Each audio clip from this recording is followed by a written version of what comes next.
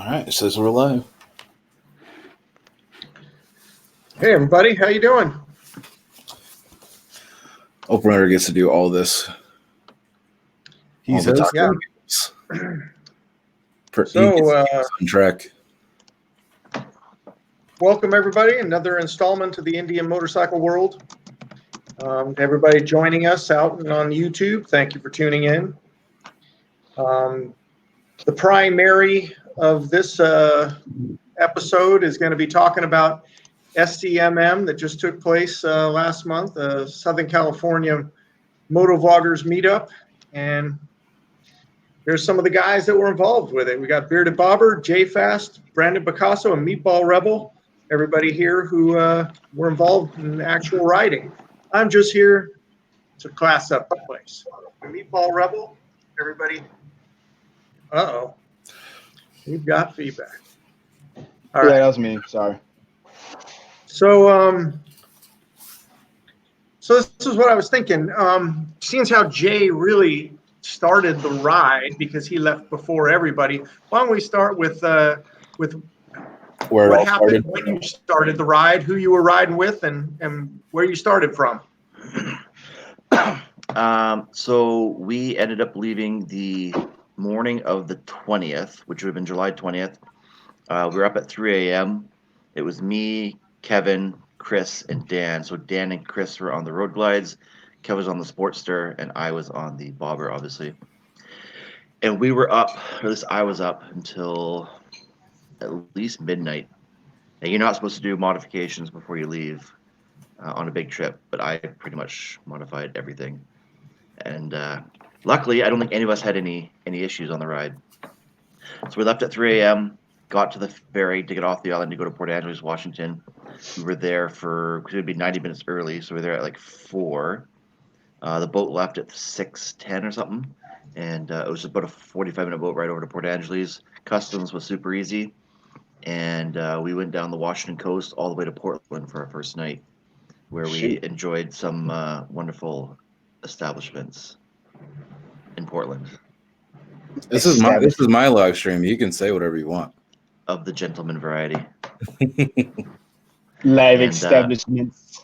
Yeah, no, it was really good, and nothing against Washington coast. It was good, but it was nothing until you got to the Oregon coast and the California coast. That's where it really, like, the vistas really started opening up, going through the sand dunes, and then getting into San Francisco. That was, I think, getting into San Francisco, that's when the trip really, like, okay, we're here, kind of opened it up for me.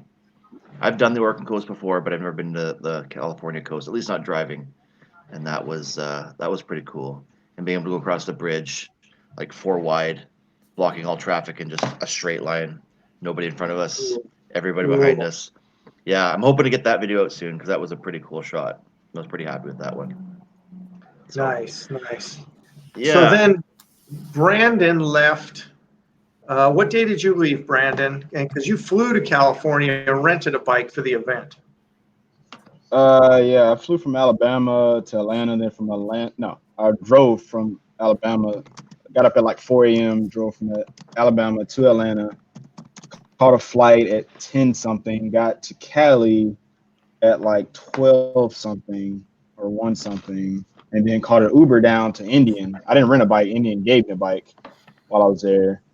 And then I rode that bike down through Laguna and then through San Bernardino and then met up with the Canadians and Bearded that Thursday. So I got there that Thursday. I did all that in the Thursday. On Thursday, okay. So which day, Jay, did you meet up with Meatball?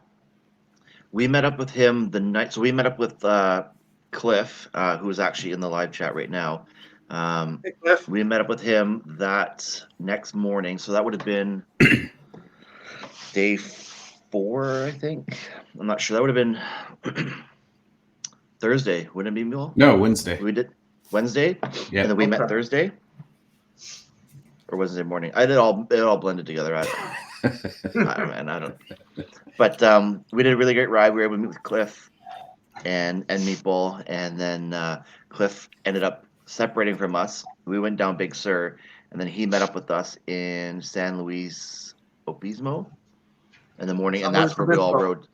And then we met up with him in at the Big Bear ride. Okay. No, he didn't. So, did he follow us? Where did? Yeah, he branched off. Sorry.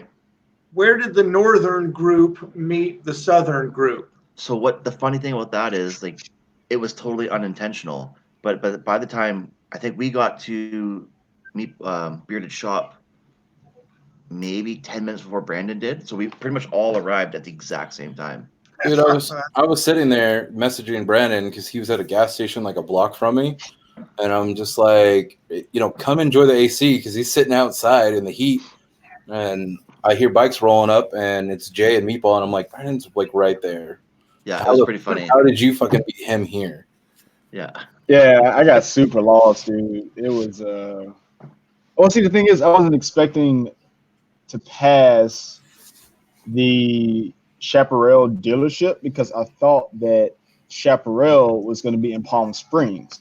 Oh, I was going to San Bernardino, and I was like, wait a minute, what the hell am I? Like, what the, So I was confused. And then when I saw that, and I was already beat and tired, and I was thirsty, and I was like, oh, I got a Shell station. I got to stop here. And then that's when I realized, I was like, oh, wait, it says he's right around the corner. And then the Indian GPS could not find you. It just could not. So I had my phone with Google Maps doing the turn by turn through the Chieftain's audio. And then I was looking on the Indians GPS to try to look at the roads before I was turning because the roads were so close to each other that I ended up getting rerouted 3 times. So I was like, you know what? This is starting to get annoying. I think most GPS are like, did you say San Bernardino? I don't think you meant you want to go there. Yeah. Did you mean San Bernardino? Yeah. Please reroute and go somewhere nicer. Yeah, but so, Brandon, can you talk about how you acquired this bike? Oh, it's about the Chieftain? Yeah. Oh, well, Indian's been following me on Instagram for a while. So if you don't know, when you send somebody a direct message on Instagram, more than likely, if they don't follow you, you go straight to their junk folder pretty much. So the fact that Indian follows me, I can actually directly talk to them, and it'll pop up on their screen like, hey, Brandon sent you a message. And so at the time when we were planning SCMM, when Bearded and Jay were talking about going, and Meatball, and I was like, well, shoot, it's 2,000 miles for me one way. I don't have vacation time to do it. Oh, his audio just cut out. Oh. Hold on. No audio. There you go. It said muted, but it's still not there. Nope. Technical difficulties, ladies and gentlemen. We'll be I'll fill it in. One of the most amazing things that I think you never see in a Brandon Bicasso video is how much dancing he does behind the scenes. Oh my god! that guy is dancing left, right, and center. All right, can you guys hear me now? Oh, yep. Okay, stop talking. That's weird. I don't stop talking about it back. All right, where did I stop? You were talking about messaging Indian on Instagram. Yeah. Okay, yeah. So I messaged Indian about the trip because I was like, well, look, it's too far away for me to ride. So can you guys sponsor me a bike while I'm out there? Because renting a bike was like $200 a day or something for some of the Thunderstruck. So I was like, dude, that's freaking expensive. And being that they said, okay, all of our bikes are actually in California, Southern California, it's easy for us to get you a bike. So you just got to get from the airport to us to get a bike. So I was like, well, shoot, if that's the case, can you guys give me a 116? And they're like, yeah, we'll give you a 116, sure. And I was like, okay. So I Ubered from the airport to Indian and picked up the bike, and I was in and out of there in 10 minutes once I got there. That's so incredible. And did they ask for anything specific? Obviously, they wanted to see your motorcycle license. What about insurance? What about these things? It's the equivalent of a demo ride. You sign the paperwork, say if you break it, you buy it. They check your license. They do all that. You sign a liability form as you would in a demo ride. I faxed it or emailed it to them, and that was it. So when I got They just gave me the key. Say, all right, bye. Wow, that's incredible, That was it. man. That I hate to be so short, but that's literally what it was. It was that simple. Okay. So you roll up with a 116, and Meatball rolls up with a 116. I got to ask, was there ever a drag race? Yeah. Never. There's plenty of those. Nobody ever went over the speed limit. Yeah. No speeding. Yeah. Which reminds me, Jay, I need a clip of us passing you. Sure. I think Jay and I went at it a couple times. Bearded and I went at it a couple times. Chris and I went at it. He was on the 114 road glide. By that time, I was used to the 116, and there was one shot in Palm Springs where it was me, Jay, and Chris. We're sitting at the stoplight, and we all just looked at each other. It was like, okay, this is gonna happen. We all just like, we just stinted. Like, it was crazy. And I got all of you, but unfortunately, I wasn't filming. It was so hot that my battery was only lasting like 20 minutes, and I got it on camera.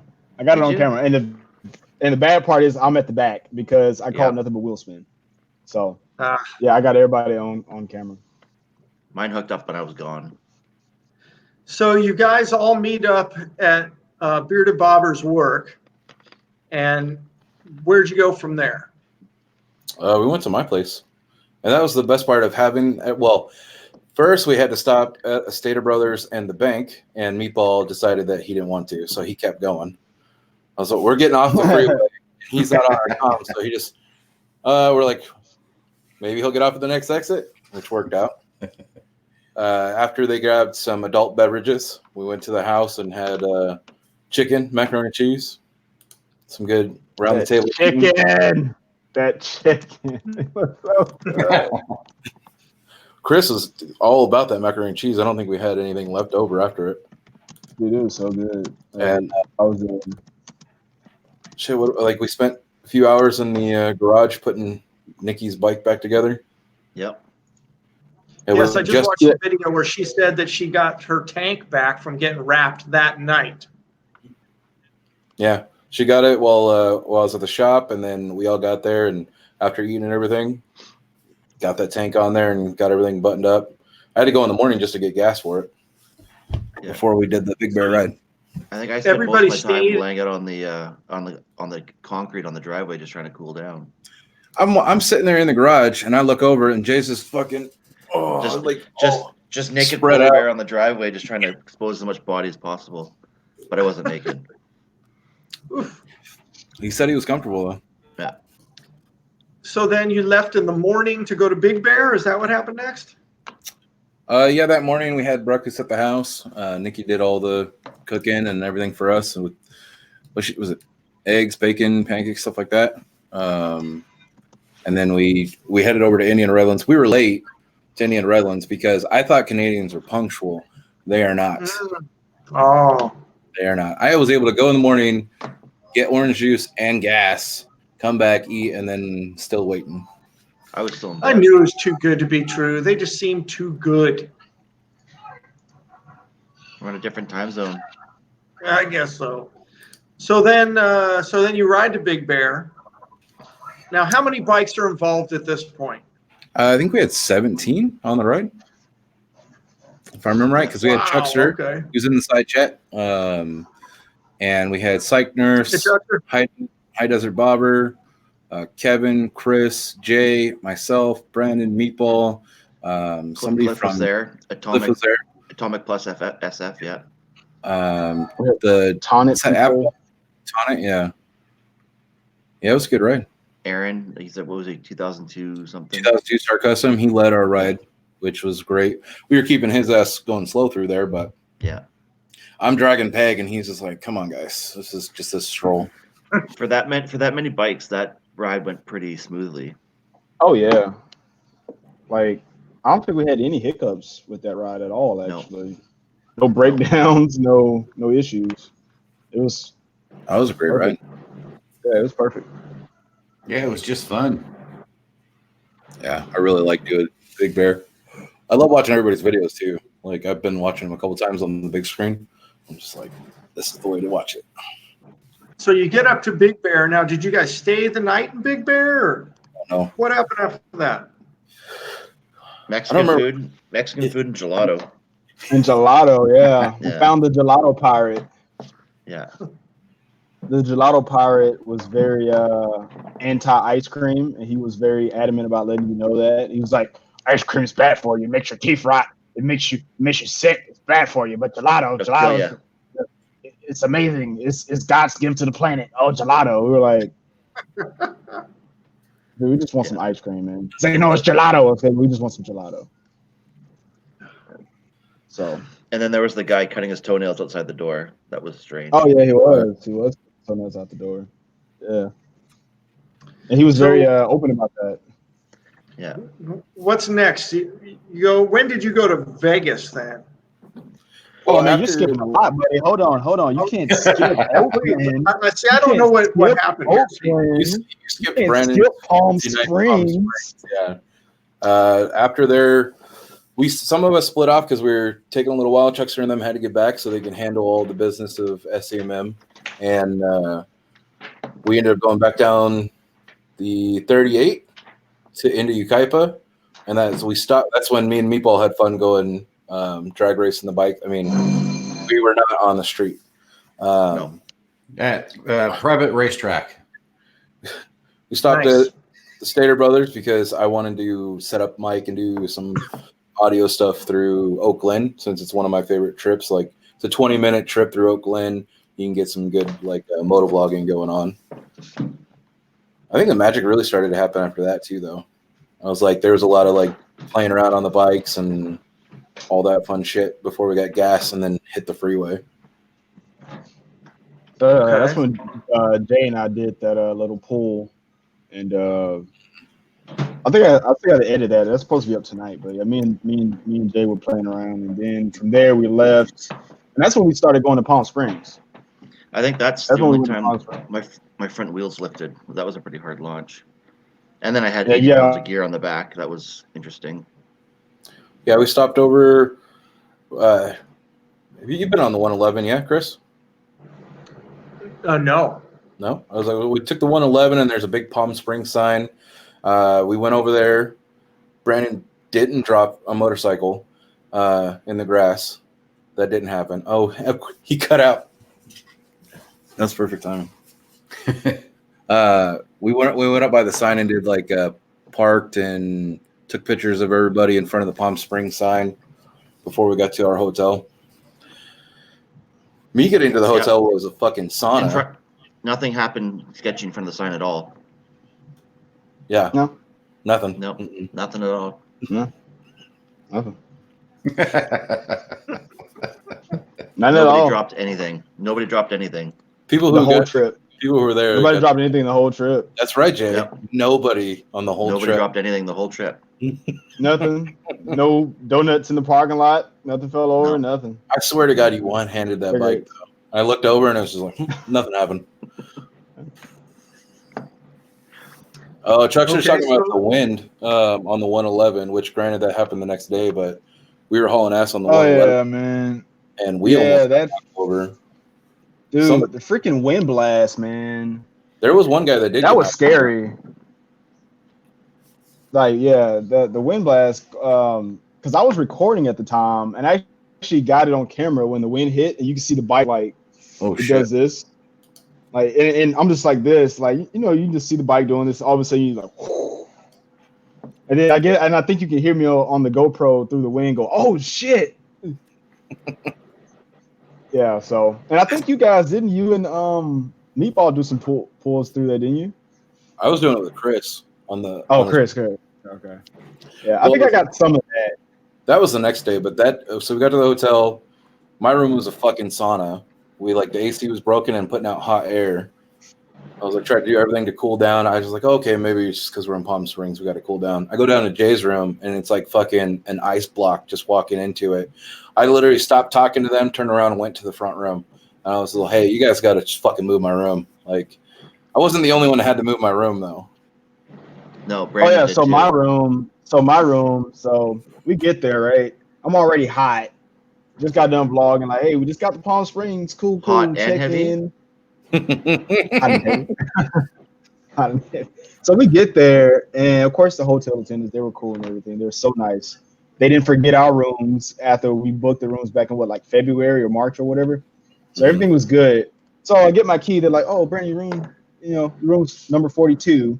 So I get my key, and I'm like, "Okay, finally, I get to get some AC." And it was like what 114 degrees there or something. Yeah. So I put my key in the door, and I should have been vlogging this, and I regret not vlogging this at the time. I find it funny that you weren't like live on Instagram, like, "Hey guys, we finally made it," and then open the door like. Yeah, so I put the key in the door, and there's a couple like saddling up already on the bed, and I was Saddling like, yeah, they were like on top of each other in the bed. Oh, And I looked in, and I was like, so like, y'all not gonna like leave? Like, this is my room. They're like, they didn't get the check out. Like, she looks at me like, "Oh my god!" I was like, "Oh my god!" So I was like, "Okay, let me close the door." It's like this, and then we got to see them at the corner store and the pool. Yeah, and then she looked at me like embarrassed. I was like, I should have joined, but I was. But yeah, it was awkward. Stay and watch. The hotel attendant people, they were kind of upset about it, but I was just like. So what, did these people just not check out on time? No, they double booked their room. It was their room, and they double booked it where they didn't. They wrote it down that the room was checked out, but in the computer system, it was still not checked out. So, yeah, gotcha. Exciting. That was an experience. Then we sat in the pool, and they were like over there, like cupcaking, and there was like a guy that was like the third wheel. Yeah, that was weird too. That was very weird. See, like, they wanted somebody there to watch. That's what happened. That might have been their thing. I think that's their thing. I don't know. I like how we were talking about it in the pool loud enough that they were hearing us. Oh yeah. I mean, I didn't care. I was like, But to offset it, neither did the other like 6 of us that were talking about it. Brandon, you did save that bee. Oh yeah, the bee. You saved that bee and gave him Gatorade. No, Chris saved the bee. Saved the bee? Chris saved the bee. So there's this bee floating in the pool, and I was like, you can see it like it was like freaking out. And then Chris takes it out of the it was already out of the pool actually. It was sitting on the side of the pool. You could tell like it was like I guess drowning or whatever.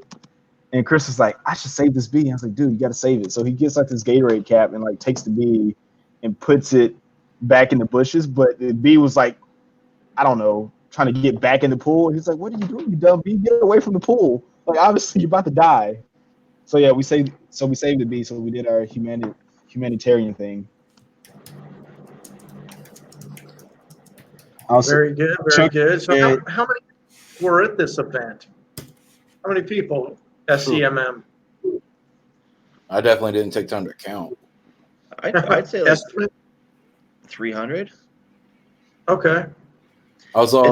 We stayed at a different hotel than where the main party was going, but we walked over to the other one, and it was going off. Even the pre-night was going off pretty good. Yeah. It was at Chaparral. Chaparral is like the biggest motorcycle show I've ever seen. It's like walking into it wasn't as big as a Walmart, but think Walmart of just motorcycle gear. And so you got a lot of traffic of people coming to buy stuff, and then they would come out. So it's tough to see who was there for the event and who just happened to stop by. But yeah, I bet we reached 500 plus throughout the day, and then it tapered off. There was a steady 200-300 people at all times. Nice. But a lot of sport bikes, like a lot of younger, like the younger crowd and the Gixxers and the whatever's, rev bombing stuff. There wasn't a whole lot of twin crowd, but Indian definitely represented there. We had quite a few bikes. Mm-hmm. There was like 13 Indians, 15 Indians. Pretty close. Something like that. Nice. It was supposed to be more. There was a few people that didn't show up, but yeah. No FTRs. No, nothing. Which is surprising. A couple of Victory Octanes. Yeah, I still haven't seen one out in the wild yet. You didn't see Victory Octane? No, the FTR. Okay. Like I haven't seen out riding about in the wild. So the event was 3 days? Is that what it was? 1 day. 1 day, 3 hours. Our event was the 3 days.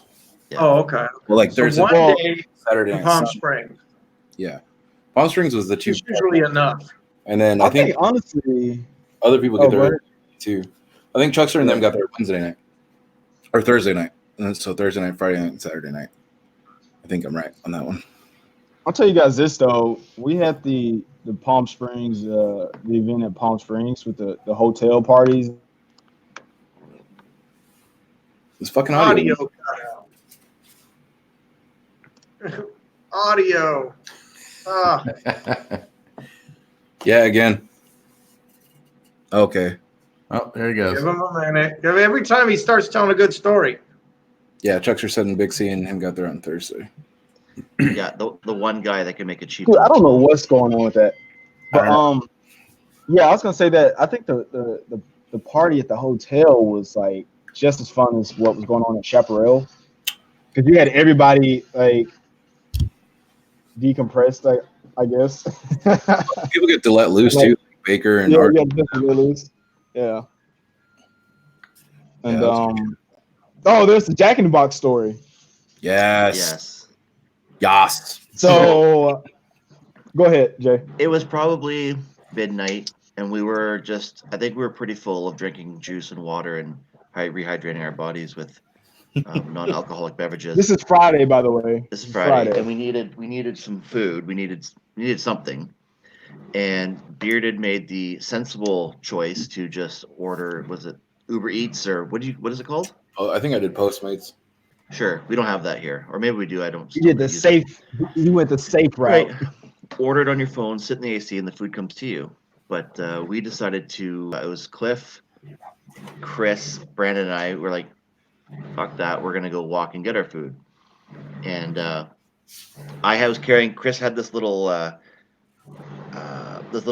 bag that you hold your shoes in, so your shoes don't get dirty when they're in your suitcase. And that's what we had our beer in. So I'm walking with this stupid little bag for what seemed like 18 blocks, but it was probably 1 block. You know, when you have too many drinks, it's every step seems like a mile. And I'm carrying this beer the whole way, and we finally get there, and there's this fellow out front, and he was asked for change. I didn't have any change. I'm like, "Oh, but do you want this beer?" And he's like, "Yeah, I totally want this beer." And then my sandals have a beer pop thing on the bottom of them. So I'm like, "Yeah, I'll open it for you." But I guess I've been walking it and like shaking it. And so I fucking pop the top, and it just shoots all over my chest and face. And there's like this much of the Corona left. And I'm like, well, I'm a dick. So I had to give him this beer. I'm like, sorry, man. I'm covered in beer. And we just got the Jack in the Box. We go around back, and Chris is like, no, it's open. It's open. I Googled it. It's open. We're like, it'll say open, but it'll be just the drive-thru. It's like, nope, the restaurant's open. So sure as shit, the restaurant's closed. The drive-thru's open. We're like, well, shit. And there's a big sign that says, we will not accept anybody walking through for, chest and face. For safety reasons, we can't have walkthroughs through the drive-thru. So we're like, well, I guess this is it. And Chris wouldn't have any of that. So he walks up to the truck. Like, okay. Watch Canada work. And this guy, he's like, hey, man. And starts talking to this guy in this white Tacoma and just like gets into this guy's truck. We're like, oh, this is strange. So like I'm standing to the side, Cliff's standing to the side, Brandon's just Instagramming the whole time laughing. And we finally all get in the truck, and this guy's like, okay, we'll pay for your dinner if you let us order through your truck. He's like, sure. And so we're all in there, and he's just like, just so you guys know, I'm strictly dickly. That's exactly what he said. Strictly dickly. Strictly dickly. And I'm like, what is that? And he's like, oh, I'm super gay. We're like, oh, like, okay, whatever. Like, can we go through the drive-thru? Is all I'm of that? strictly straight. I'm like, Like, whatever. I'm strictly straight, but we're all fucking hungry. Yeah. And which makes sense because Chris is a handsome fella, and so the guy's name was also Brandon, the strictly dickly, and which he was moving that night. So I'm hopefully he got there safe because he was moving to LA from Palm Springs, but and this was like the slowest drive-through line I've ever been part of. Always. So the conversation started very straight and then just took a hard detour. Oh my God, dude! Because and are all of you in the truck at this point? Oh yeah. Yes. There's Brandon, the driver, strictly dickly. There's Chris beside him in the front seat, and then the back is me, then Brandon, Bicasso in the middle, and Cliff on the outside. And I'm covered in beer, so it just stinks. Oh, And we start talking, and he's talking about how he doesn't understand how we can be straight because vagina is gross. And we're like, I disagree with you. and he's like, oh, well, what do you do about the smell? And we're like, what smell? There's like, get another girl. He's like, oh, well, this one time I was with this girl and it wasn't a pleasurable experience. I mean, he went in a little bit more graphic detail, but we're like, no, man, like, wait. I'm gonna tell it. He was like, so I was like, I ate this girl out and it smelled like fish. So how do you do with the fishy smell? And we were like, fishy smell? Like, dude, I ate vagina that tastes like bubblegum. What are you doing? And everybody looks at me like, bubblegum? Like, everybody just turns around like, I was like, yeah, bubblegum. You never, like, what? It has to be clean. Yeah. And so he's like, I'm like, well, what do you do about stinky dick? He's like, well, I love stinky dick. I'm like, Sweaty dick. Me? He's like, yeah, don't you ever just like Should have stick your seen hand me down there, yesterday when I rode into fucking town. sniff it, and then lick it? We're like just like mine, like, no, you don't ever sniff and lick your own junk. But anyways, the conversation goes exactly that way for a while, and he ended up driving us all the way back to the hotel. Like, we paid for his dinner, and he was the super nice guy, like super nice. But the conversation definitely went a little sideways. Chris was teasing him. But here's the thing, though. Yeah. Here's the thing, though. So gave him hugs, and his phone number. I didn't pick up on it because I was like, dude, somebody has to get this guy's number and make sure he gets home safe. Yeah. And Brandon was trying to get Cliff's number the whole time. He was straight up trying to like come on to Chris, and because Chris had his like tank top on, like Chris is he's a handsome guy, so I guess Brandon was like, I'm gonna try to get this guy because we were staying at the hotel, and then Brandon was like, oh yeah, that hotel, yeah, that's the gay hotel. I fucked the guy there like 4 months ago. And we were like, whoa, okay. So can we get the jacket box then? Can you like? And I was like trying to like make sure like the guy got home, and then when we get out the car, Brandon was like, "Thank you guys for riding with me." And we're like, "All right, cool." And then I was like, "Chris, did you get his number?" And Chris was like, "Yeah, I got his number. Yeah, I got his number." And then Brandon's like, "You got my number, right?" And Chris was like, "Yeah, I got his number." And then Chris was like, "Totally get that fucking guy." Yeah. So yeah. And then the next morning was Vegas. Holy shit! No, Hellastoked. that was Friday. So Hellastoked. Saturday with the chaparral. Oh, he's back. We missed you, buddy. Yeah, see, these are the kind of stories that you can only get by doing a big tour like this. You're not going to get stories like this when you just, I'm going to go for an afternoon ride around my neighborhood. These type of things always seem to happen. Okay, well, these events take place. It's pretty funny because like other than you and Bearded, but like we've never met like in real life, right? Like it's we talk. No, I haven't met anybody else. And whatnot. But you truly do create a friendship, and then you meet up with these guys, and it's just like it just flows, right? Everything just synced in. Like the very first time I met Meatball, like that night we were literally sharing a hotel bed. And I may or may not have been sleeping in just my underwear under the same covers. There are so many pictures that did not make it in video, and so much video that did not make it to YouTube. I have so much Instagram story. Like that was there are some jewels on there. Like the whole Jack in the Box experience is on my Instagram. Yeah.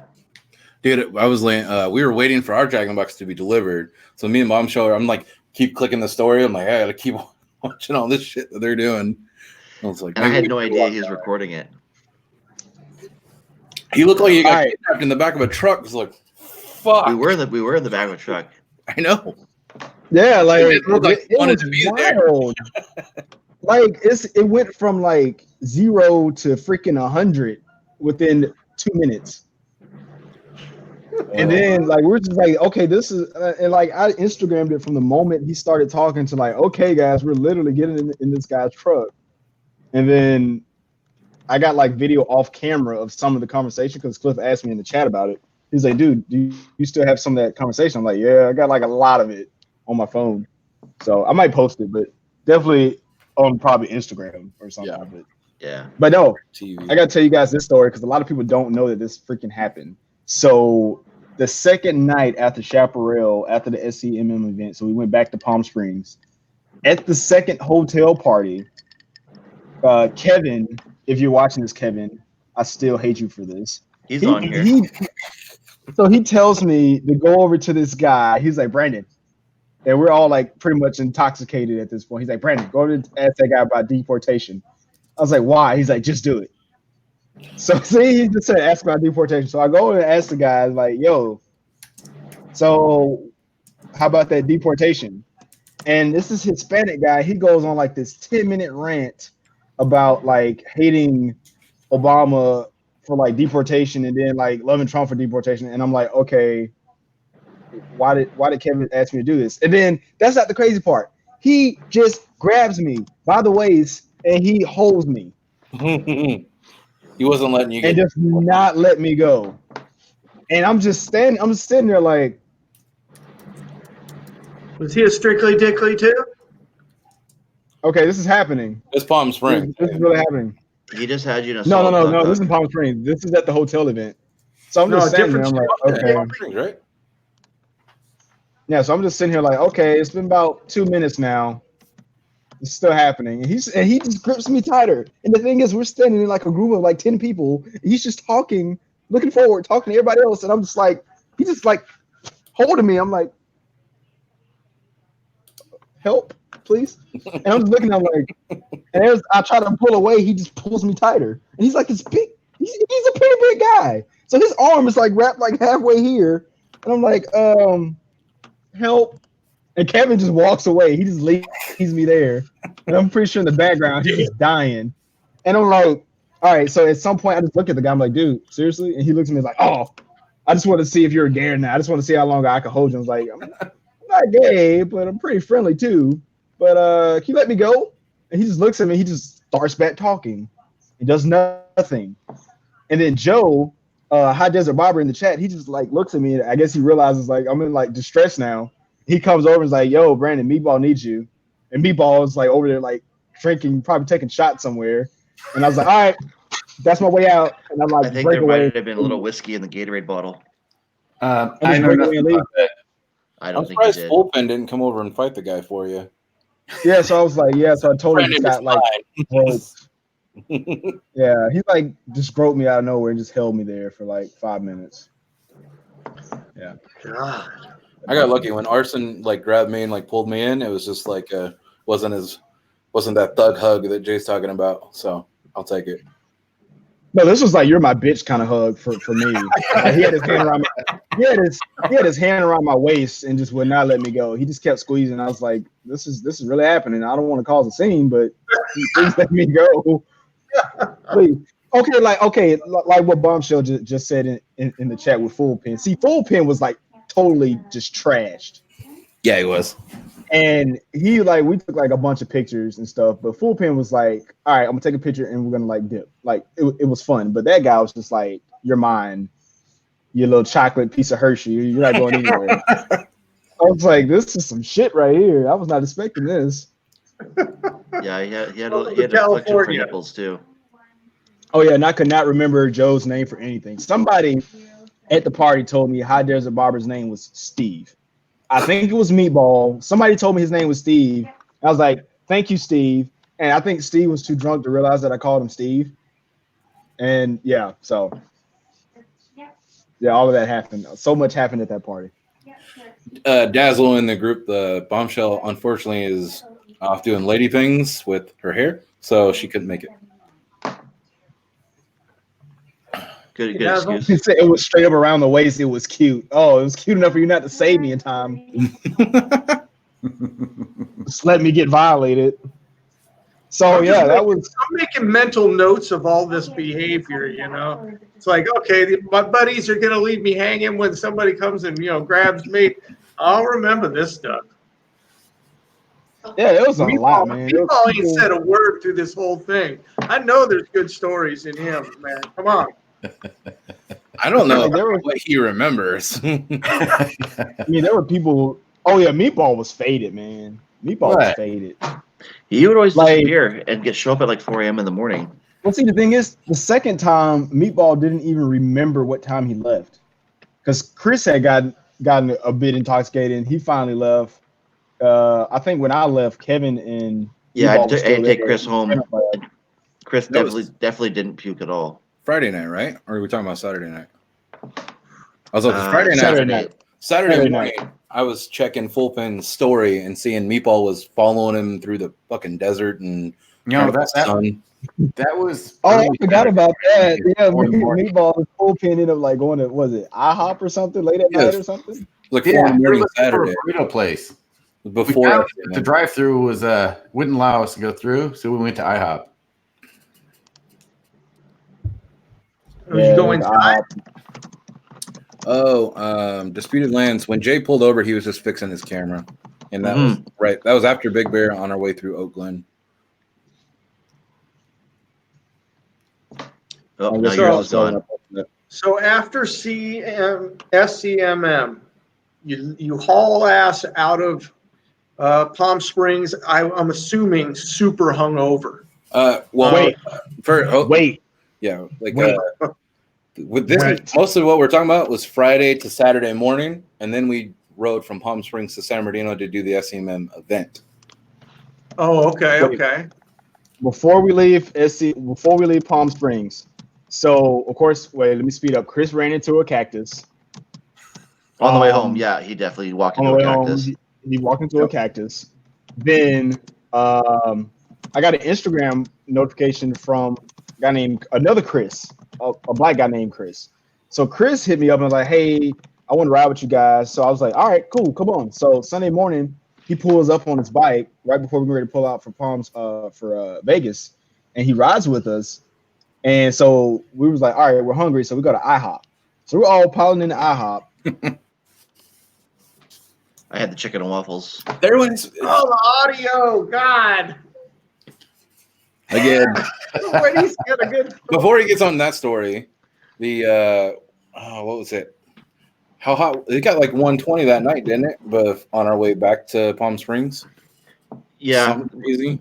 when we got to that gas station, in the shade was saying 117. So when you got that asphalt beaming back at you and stuff, I bet you it was over 118. Yeah, because when we left Chipotle, we just fucking hauled ass back to Palm Springs. Oh, that's No, right. so I'm blaming this on StreamYard because it's still in beta.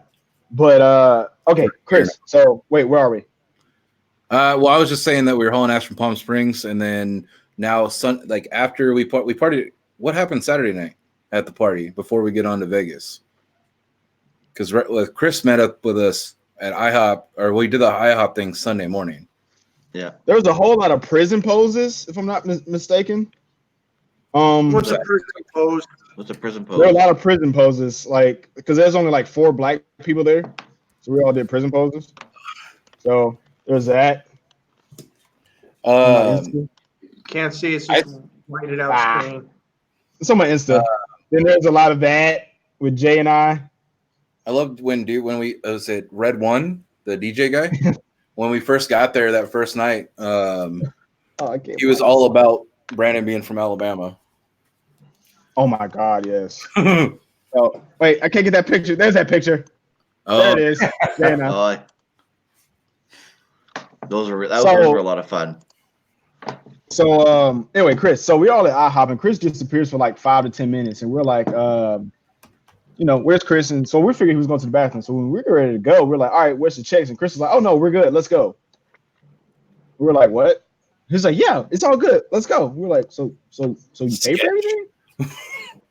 And we were like, and he was like, yeah, man, let's go. So we were like, all right, so we're just gonna get up. And he's like, no, if we go now, we're all gonna go to jail. We were like, what do you mean?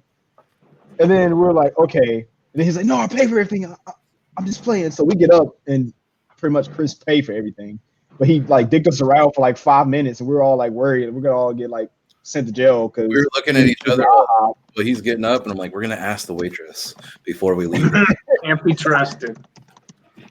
Oh yeah, he paid for our food We before don't this is us for leaving. like an hour. Like, Yeah. And he was Chris is a cool dude. So he rolled with us to Vegas. that dude in those shorts, man. Fuck that. Yeah, That t-shirt, bit him shorts in the whole way. the ass. Yes, it did. That bit him in the ass. So nobody really knows because I don't think. Well, yeah, because it's only me and him coming back. Yeah. Through the desert. So okay, so Vegas. All right, somebody tell it. We almost killed Kevin. Yeah, Really? we left that morning, and Kevin was already not having it. He was like, okay, like, and nothing against him. It was fucking hot, and Canada's not hot. So at least not your guys' part. No. And so he drove the Malibu for a little while. I got to ride my first Sportster. Nikki took the bobber, and we went to 29 Palms from Palm Springs. I was like, then he got on the bike, and we went to Amboy, and that's when all the real heat started. I was like, he got to ride through that heat for like 40 miles, I think Amboy was from there. Yeah. Shit sucked. We had a truck pass the entire group on a 2-lane road. He went off into the dirt and kicked dirt and rocks all over us. Yeah. Yeah, that wasn't fun. And then fuck. How long did we stay in Amboy? Probably an hour. Yeah, It was a while. we had to keep. Wait, which one is that? Amboy was where the bike was, Route 66. Oh yeah. Me and Chris ended up having to. We ended up changing the tire for this German family. They came over asking to change the tire. Like, you got to tell that part because you were actually there. But Yeah, so being with Chris, okay, we got to tell like Chris the Canadian and Chris the Californian. So Chris the Canadian, he's so friendly. His family was like, "Oh, sir, could you please help us change a tire?" And Chris is like, "Oh, sure, No, hell you yeah, gotta let's go. do It's it." a German accent. I thought that was she was talking in like English, but she was German. She was like, "Sir, could you please help us change a tire?" That's how she talked. But anyway, she comes over and asks us to change his tire, and so Chris and I help. I wasn't gonna let him do it by himself, so he goes over there, and it's like 117 degrees, and basically the German, I'm guessing husband or father or whatever, he was trying to tell us how to change the damn tire, and Chris was getting frustrated. I was frustrated. We were about to just pretty much tell this guy, you know what, change your own damn tire, but we haven't changed the tire. Yeah, because he was like getting on our nerves. But Yeah, we in changed the tire. 120-degree heat. Yeah. it was Yeah. 112. We were very dehydrated. It was, So we kept taking breaks and getting in the Malibu. Let Kevin get in the AC. I remember getting in the Malibu though that first time, and the AC, she only had it at like 40%, and it was barely moving because the car was so cold on the inside. And I was like, "This is bullshit." Turning it up, and I was like, "We're outside just dying." Jay has the biggest smile on his face through this the entire time. All of us, I loved it.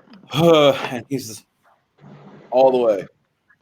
It was just like It was weird. pure pain. No, I don't like the heat. It was pure pain, but it was pain for pleasure.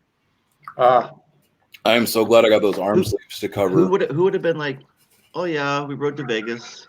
The weather was fine." No, the weather was fucking horrific. No, wait a minute. It made the story. You're not allowed to say the weather was horrific because you were there you were like, "Oh yeah, I'm ready for it. Let's do it." 125. for it. That's what I mean. Yeah, Let's loving it. I'm looking in my mirror, excited, and seeing embrace the suck, right, as they say. Yeah, Callie Chris is behind me and I can see his legs, and I'm just like, my legs are burning through the jeans, and I was like, "There's no way I would have been able to do that shit."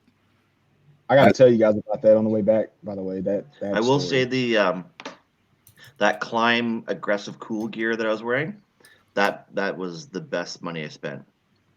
I'm probably gonna have to get my base layers. Perfect. Yeah. Can you talk about that gear real quick, Jay?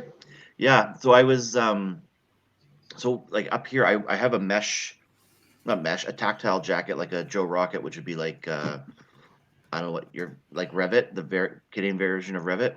So just a black jacket, and it's way too heavy. So when we were in Portland and buying a mesh jacket, and I bought a Climb like long sleeve. It's summer gear, so when you get it, you're supposed to soak it in water, shake it off, put it on, and it just dispels all the heat from your body. And when I put that on, like it kept the sun off your skin, so you weren't getting too dehydrated, and it just kept the sun from just the sun exposure is what kills you, right? It's just that heat and the just getting burnt. It wasn't cheap. It was about $80 Canadian, so $60 American, but worth every cent. It, yeah. Oh, so good. And what about the layers underneath? Well, that's what I wore. I wore just that and an Indian vest. Okay. And then what are you talking about, Brandon? So I had base layers with like this material called Outlast. So what it does is during the summer, it wicks the sweat away from you and keeps you cool, and it helps you from not overheating. And in the winter, it keeps the heat in. So whatever those little molecules inside of the material, it keeps you warm during the winter, it keeps you cool during the summer. And basically, even though I was hot, I had my top piece on and I had the piece under my pants. And I was like cool the whole day. I was hot, but I wasn't overheating. So, are you talking about yeah, this is a long sleeve shirt. Yeah. Yeah. Okay. Now, when I rode without it, I was dying. Like, well, I'll say this. So, I'm kind of jumping ahead here at the Vegas. But when we rode back from Vegas, I didn't put the bottom piece on, and that was the first time my sweat came through my pants. Okay. And what about you, Meatball? What was your setup for clothes? Oh, this guy wore like friggin' full-blown adventure gear. No. I had the Dynasty pants that had the vent on the thighs and a mesh jacket. Okay. So it was warm. And what about you, Bearded? I did jeans and t-shirt. I had my Indian riding boots on, which are shoes, and they have mesh on the side, so they allow air. So shit, when we left Amboy, I poured water down my jeans, into my shoes, soaked my socks, which did help for at least till the next spot. And I put on, what were they, copper sleeves. We went to Walmart in Palm Springs because I didn't have my long sleeve, and I wasn't riding again with bare skin. That shit was, I was pretty dark after the couple of days. Yeah. I had like a nice golden top. If you want to see all the really good pictures, check out Meatball's Instagram. He posted everything. Chris posted a good amount too. Did he? Some 12. But more like the behind the scenes naked grizzly bears in the bed. Oh yeah. I didn't post a picture I have of you laying on the air mattress in the front room. You I've could. had just like that and just. You got some of those. I was showing my roommate. I may or may not have been assaulting Chris with a pillow while he slept. That one. Oh yes, Kevin. Brandon, you're out again. It says muted though. Yeah, he did mute his own. Press the mic button. No, it's still him. Kevin's talking about ice cubes in the pockets. We took ice cubes out of the ice chest and threw them in our pockets. Those lasted probably like good 15 miles. Interesting. So part of my thigh was cold, part of my thigh was fucking hot. And he was the same thing. We're just like trying to push him towards the dick, just like, let's cool down right here. Yeah. That was after Amboy though. It actually got pretty good because like we were going through some really nice desert spot, which the high desert. Yeah, man, it was gorgeous. And fucking Brandon was leading the pack at that point, and we were just humming right along. Yeah. At speed limit. So, but it was. I think it was you, Chris, Canadian Chris, and Meatball and me, like just dipping through that part of the desert for a while. Well, we were pretty high. That was a fun part. A lot of it was like we were anywhere from 2,000 to 4,000 feet above sea level. 4,000 feet was great temperature wise. Yeah. Because Vegas, I think, is like 2,500, 2,800 feet. Nope. And then no speeding tickets on any of this? Okay. Nope. To backtrack a little bit, Thursday night when I met up with them, when we were cruising to my house, we were going like 80, which usually I'm going 80. I was like usually 85, 90, otherwise you're getting passed by cars. And we're going, and I remember hearing on them on the comms, like, do the cops not pull you over for anything here? And I was like, we're not doing anything. This is normal. We had Redlands PD. I think we slowed down to like 75, and Redlands PD was just passing us. And they're like, and I'm like, he's just going home. He don't give a shit about us, dude. I was like, so we're not being dicks. He ain't on the freeway. And even then, most highway patrol, as long as you're not passing them being crazy, then you're good. Yeah, and we got past lane splitting by a bike cop. Oh, that was before you guys even got to me. Yeah, lane splitting was an interesting thing. I don't think we did any lane splitting until we met up with Meatball, and we were just outside of, was it Santa Barbara or Santa Cruz?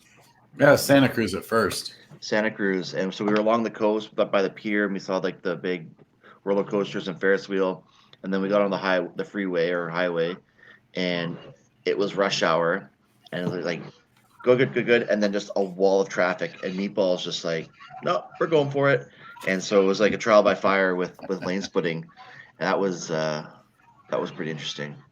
I watched Brandon's video on him Yeah. lane splitting, and it's very interesting. I mean, I remember the very first time I did it, and it was certainly out of my comfort zone, I loved it. But it becomes a matter of necessity. What are you going to do? You're going to sit in traffic? You're going to get rear-ended by some idiot on their cell phone? Yeah.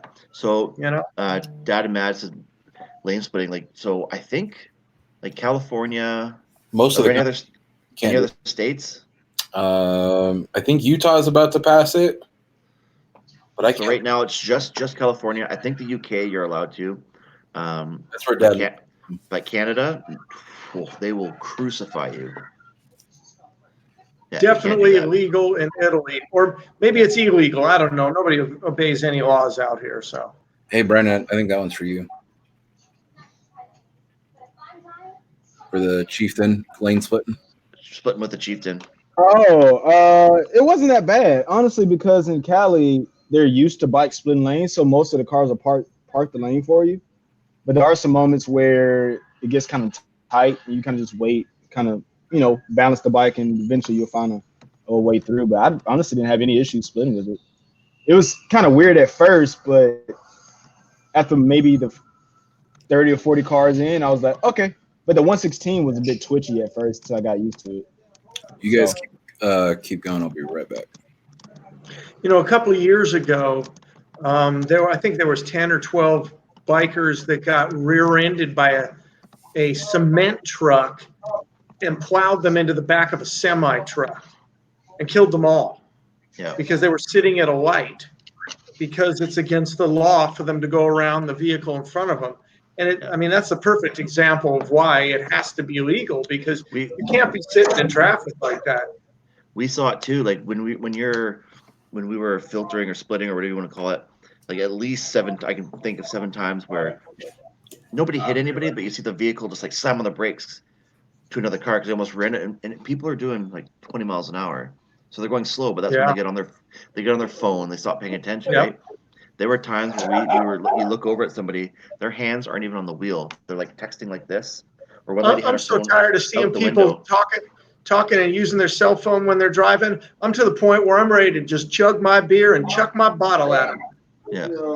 I never saw the point in doing it anyway. You can fast another way. Not that way. It was crazy, but and then we got into Vegas. We stopped at Prim City in Nevada, was the first city once we crossed the border, or the state line, sorry. And then we cruised right into Vegas, and that was good. Got right to the Flamingo. I think we all went to our rooms, like showered, just got dressed, and then Brandon. You guys got dicked around with rooms first. Oh yeah, we did get dicked around with rooms. Well, not dicked around. This only had like one person checking in 100 people. It was pretty shit. Yeah, we got our rooms, and then we had to go for a fuku burger, which was God, Canadian Chris's idea, and we all rode the strip. We had to at least ride the strip once as a group, right? Like how often you get to do that? And so we did that. It was still pretty hot, but the traffic wasn't too bad. It was probably like 10:30 at night ish, 10:30, 11:30 by the time we finished eating. And just traffic wasn't too bad. What day of the week was it? Sunday night. Sunday. Mm-hmm. Okay. I'm trying to keep up with this thing. Yeah, Sunday night, and because these guys left the next morning, so we wanted to make sure we got like a group ride down the strip, which is pretty cool, right? But the fuku burgers were, if you check them out on Instagram, they do some really like delicious burgers. Then there's the road rage. what Kevin's talking about. That's right. Yeah. Yeah. So I got some don't know good if you guys footage of want that. to tell that. I never really mad got my to see it. GoPro wasn't on. Yeah, Chris got some really good footage of it. You can hear From the me back. yelling "fuck you" to the guy, like all the way from Chris's bike. Yeah, this guy got upset with me because I was in the far right lane, which when I look back at the footage, it was not a turning lane. It had no turn signal lane, and the far right lane, which was the turning lane, it was blocked off. So you had to actually, the lane was a straight lane, and the guy's like yelling at me to like, I'm blocking the lane. I was like, what are you talking about? I was like, no, I'm not. And then he like pulls up beside me and talks shit. Ran over the cone to go over it. Yeah. Yeah, he ran over a cone. It says bikes and buses permitted. So I don't know if they mean bicycles, but like fuck him. Yeah. But yeah, he goes on this big trad and like then everybody started yelling at him and he acted like he's about to get out the car. And then you can see Chris on the camera like put his kickstand out and get ready to hop off the bike. And then the guy finally pulls off. But yeah, it was weird. It was a weird situation. Yeah. So he was talking mad shit. Hearing Canadian Chris just yell, "Get fucked, bud!" I was fucking dying. I wanted that on my GoPro so bad. Yeah. That's and then like saying a little bit of gambling that night. That was good. And getting hauled out by escorts. Yeah, got to see some flamethrower action. That was also good. Those came I got a really good video of Meatball doing his flamethrower. Yeah. Yeah, I wasn't sure I was going to do that on the strip at all, but it worked out. Traffic wasn't bad. Oh yeah, I got Meatball throwing up gang signs. Nice. My homie. This is drunk guy just pulls up beside us in like a taxi, riding in the front seat of the taxi. And the taxi driver's like looking like, please, I can't wait to get him to his destination, get him the hell out of here. And he's just like yelling at Meatball like, hey, do it. And he's like, yo, something. And he's like throwing up the signs at Meatball like, what? And he's like, do it. And Meatball was like,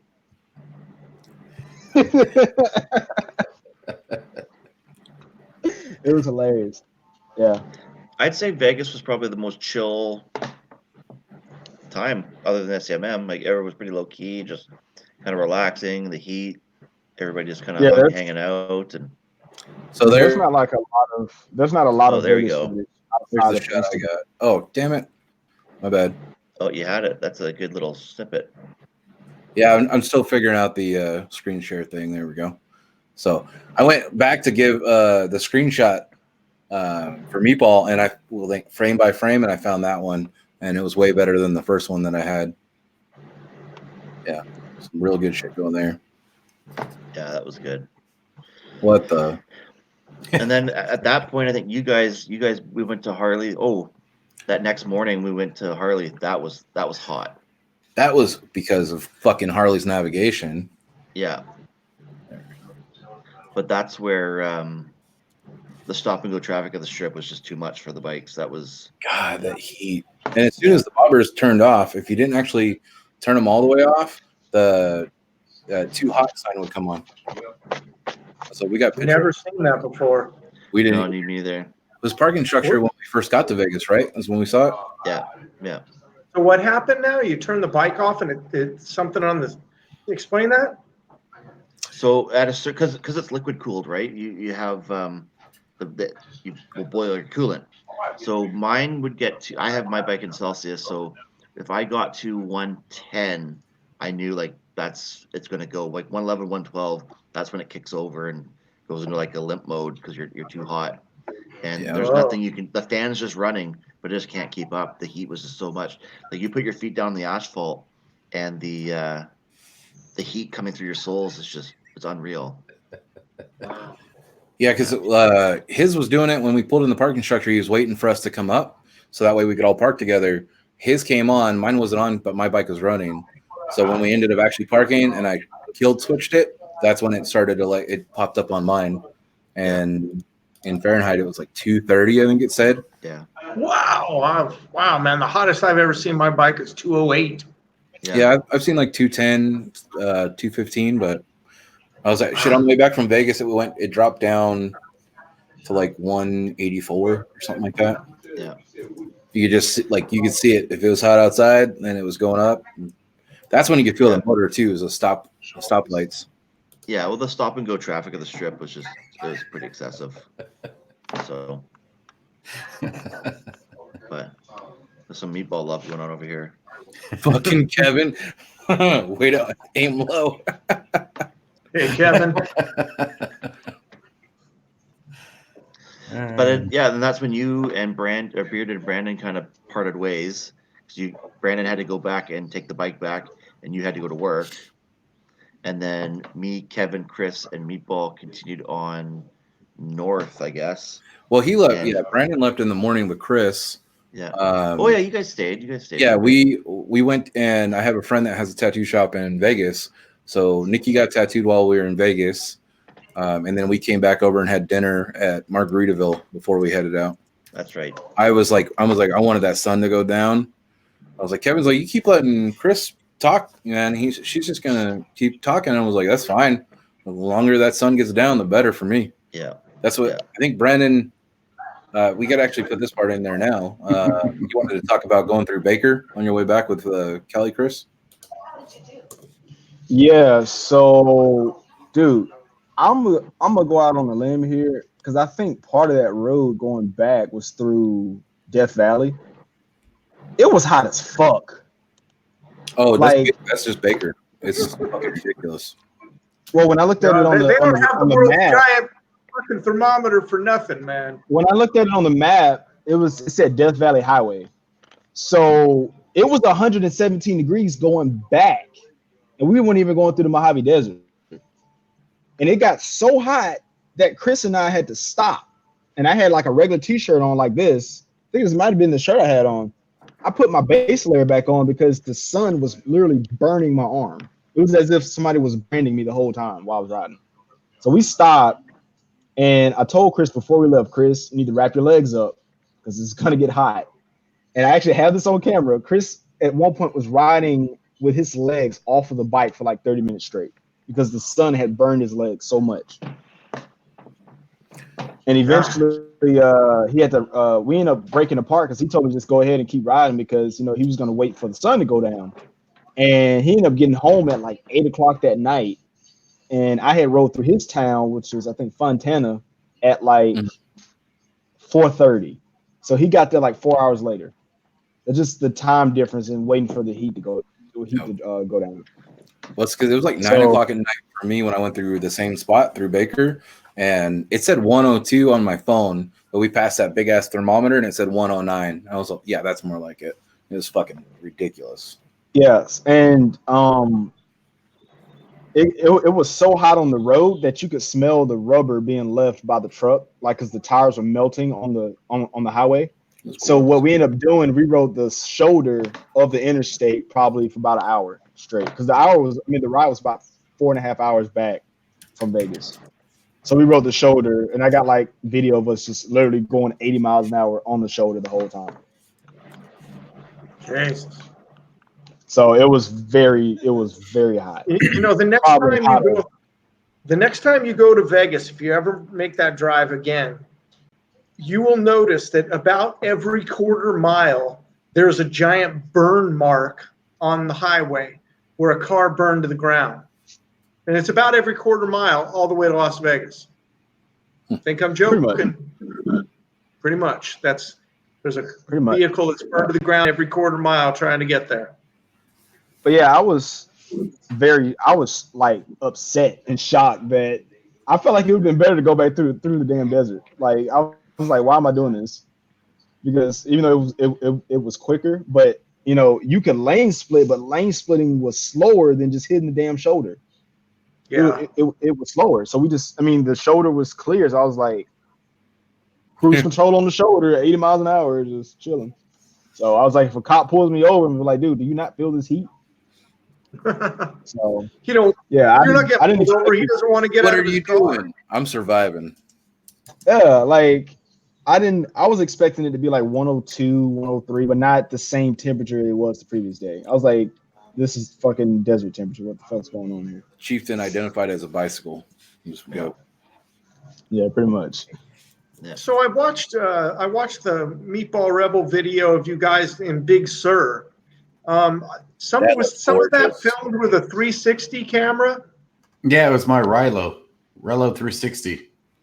Yeah. Will there be more of that footage showing up? Yeah, I got to do a video still. I used it in Tahoe.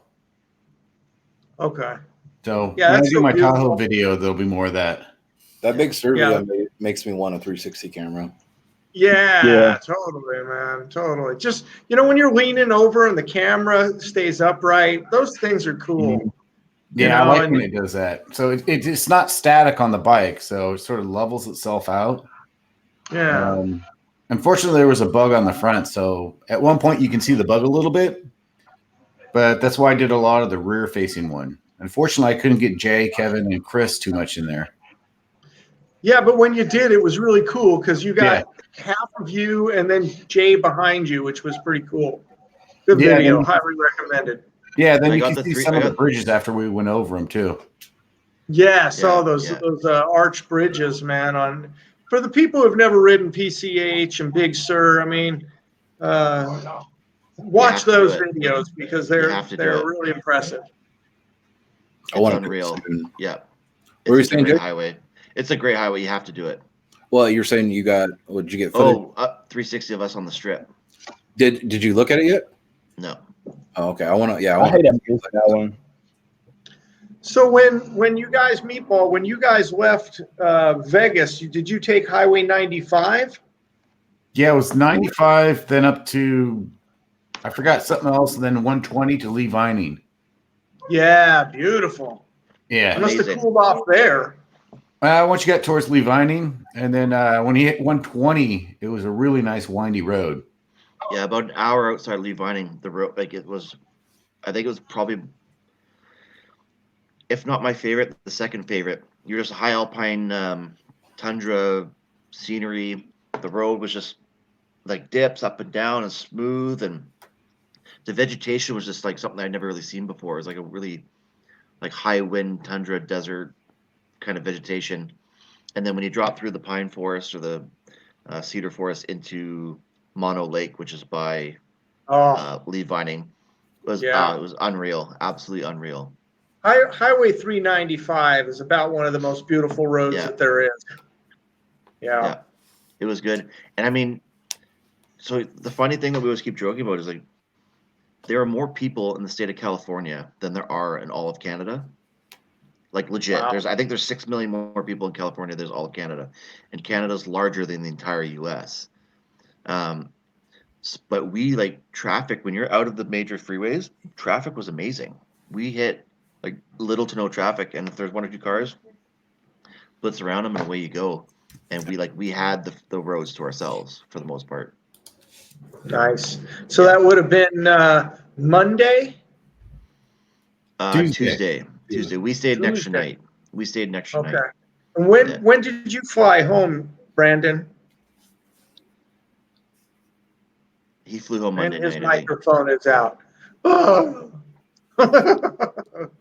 No, he's on mute.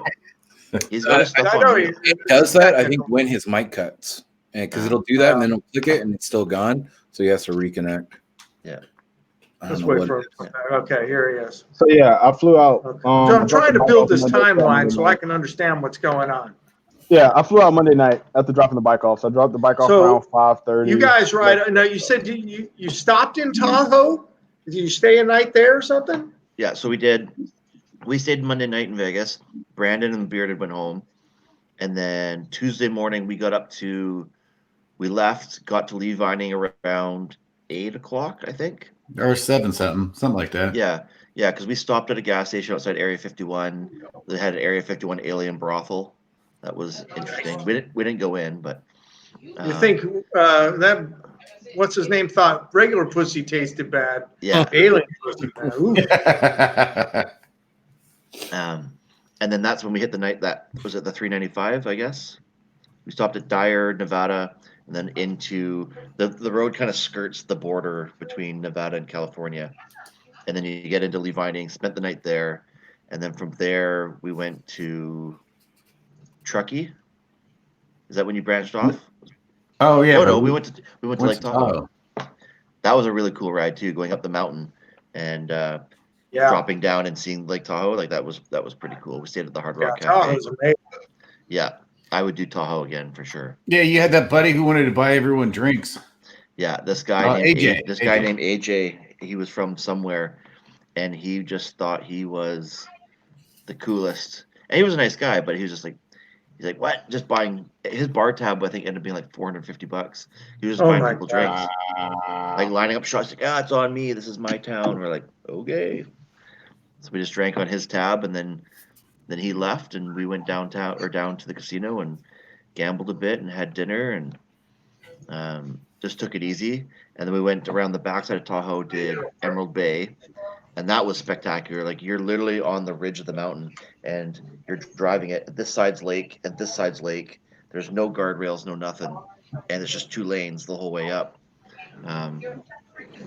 Well, 1 lane, 2 lanes going each other way, and yeah, that was a pretty spectacular ride. Okay, so then at what point did Meatball leave to go his direction? Probably around noon, I guess, noon-ish. No, I think it was afternoon. Was it? It's probably around 2ish or something. We hit by Truckee. So I went down 80 towards Sacramento. Then they took off towards Reno to continue. Yeah. Okay. And that's where I would have loved to meet up with Hellastoked Garage, but he was MIA. So we went through Reno, and just kept going. And we ended up in Klamath Falls, Oregon. And again, you're always at right around that 4,000 feet mark, so you're kind of high up. Those big flat plains, but still quite high up. So kind of that high desert. Cooling off a bit, I'm assuming. Yeah, and then the bugs came out big time. Just like you couldn't even see through your visor, so many bugs. And Klamath Falls was really nice. And then we went from there. We shot right up to, I don't know the highway, but the Columbia River that separates Oregon and Washington. There's 2 highways, right? There's the Oregon Highway and the Washington Highway. They border the river. So we went all the way up there, ended up in the Tri-Cities, and stayed with a subscriber there. Bobbers Brews and Beards, or Bobbers Beers and Brews. He put Kevin and I up, and then we left his place around 8 o'clock and made a mad dash for the border, and got over, caught the ferry, and got home at like 7:30, 8 o'clock at night. It was not too bad. Jay, did Chris break off between from you and Kevin? Yeah, Chris branched off. He went back to San Francisco, meet up with a friend, and I think he had brunch the next morning with Cliff, and then he took the 101 up all the way through like Portland, and then dashed over through took the I-5 through Bellingham, and then up to the border. He was only, I think he was about 4 or 5 hours behind us at that point. So, and then everybody's been home, and then that's when I started working on the bike again. Took all the crap off, put the shocks on, and right back on the bike. Love it. Yeah. Wow. Yeah. What an adventure, everybody, huh? Yeah, I think our final number ended up being 6,500 kilometers, which is like just over 4,000 miles, give or take. Impressive. Yeah, Wild. it was good. Yeah, I would do it again. I'd do it again on the bobber. When you looked up Sturgis, how many miles was that? Do you remember? Pretty much the exact same. It was like for the round trip, or just no, one way. One way. So yeah, that's gonna be From gnarly. where you're at, it's 4,000 miles to Sturgis? No way. No, round trip. Sorry. The distance for me to get to SCMM is about the exact same distance for me to get to Sturgis. Okay. Oh, okay. Give or take like 3 hours. Yeah. Now that's what this group is talking about doing next year. Yeah, it was like I think it's happening. Oh yeah, we just got to get the house booked. Which actually, I don't know if Meatball and Brandon have chimed in on this. We're looking at doing a house with Okie and everybody, and it should be way cheaper for Sturgis. So once you guys know, All right. I think Brandon, you're the one more trying to figure it out for next year, right? Yeah, I gotta figure that out. Brandon's not here. He can do it. No, he can make it. Yeah, if he flies in and gets hooked up on another bike. Well, that was I was telling him was like, if he flew out here and did it again, then we could ride up from Southern California, meet up with Meatball in Reno, meet up with the Canadians in Boise, go from Boise to Sturgis. So it's about 1,200 miles for me. For Brandon, it's only 1,600 miles. That's nothing. You can do that. If I'm going 1,200, I know, and he needs to bring Knox with him. InvictvsNox needs to go with him. Yeah. What's Knox's hometown? Richmond, I want to say. He's in He was saying 24 hours from where he is to Sturgis. I'll of call Richmond, actual Virginia. riding time. Yeah. Well, Yeah. mine's only 18, but the route that we're doing, it puts it up to like 28 to go But to. see, the thing is, though, You know, how I'm many trying to get people- Hey Jay, how many hours, or all you guys, how many hours a day were you averaging? Well, so here's the funny thing is like the main complaint I'd have with the Scout or the Bobber is the fuel capacity. Yeah. Yes. So it seemed to me that like in California on all the highways, each city, like town to town to town, was about like 80 miles on average. So I could easily make it from town to town, but I couldn't go from town, skip a town to the next, because that would put you at like 140, 150 miles. So, and then Kevin's tank was just a little bit smaller than mine, or fuel mileage, whatever the issue was. He was getting about 115 max. I probably could have stretched mine to about 130. So we were stopping like every hour and a half, every 100 miles, and that really kind of deflated the sails a bit, right? Because you're getting a pace, going, and then you're like, oh frig, I gotta stop. But at the same How time, fast? What was your average speed when you're talking about getting that kind of mileage? 75. Okay. I would say 75. Yeah. But it would float between 75 and 80. And was the lack of cruise control, because I was ready for a stop after 2 hours with no cruise. On like day 14, 15, like I was ready for a handbrake every 2 hours, which can be easily fixed. I get a throttle lock and I can solve that problem, which I have now. But I would say that was the biggest like issue. Gotcha. So time, like we would probably leave by the time we got up and got going, which is always pretty late, like 10, 11 o'clock by the time we got going. And we usually get there about 8 o'clock. So you get about anywhere from 8 to 10 to 12 hours of riding, but it was not consistent because we would stop for lunch, stop for Gatorade, stop for coconut waters, and then go from there. Coconut water. What kind of mileage, Meatball, did you calculate what kind of mile per gallon you were getting with the 116? No. If I take it easy, it's not too bad. I could probably get about 40, a little bit more. If I'm playing around, I could probably get about 37. And what kind of range were you getting out of a tank? Oh, it probably didn't matter with everybody else, huh? Yeah. Yeah. So I'd stop and put gas in it every other stop usually. But on the way to Lee Vining, the lights started coming on where they were playing on the windy road. For some reason, it came on when I was going uphill, and I started going downhill and trying to take it easy to make sure I make it. Then the light went off for a bit. So I was running a little low, making 2 stops on that one. Do you have a gas gauge on that bike or just a light? Gas gauge. Okay, nice. So it does, when the tank's full, it goes really slow. But once you get about a half a tank or less, it starts speeding up, probably because of the shape of the tank. Yeah, for sure. Yeah, every time I ride with my buddy Ken, man, he's on his street glide and he just can't stand to stop for gas for me, It's man. brutal. He just Yeah. he hates it. Drives him crazy. I think without doing any like math or really getting into it, I think it was like 2 gallons would get me 100 miles.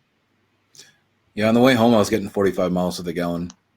So I still had like another gallon every time I was stopping at 100 miles. Same. Yeah. Every time fill up would be like 2.2 gallon fill up, 1.8 to very rarely was it over 2.5 gallons. Hey, Bearded, on the way back from Vegas, were you the only bike? I know Bombshell Biker was running. She had the in Malibu. car. Yeah. She was following me, and it wasn't bad because it was at night, but like the 20 miles of wind and then just being by myself, it was before Baker, my fucking phone died. Even though I had it on my power brick in my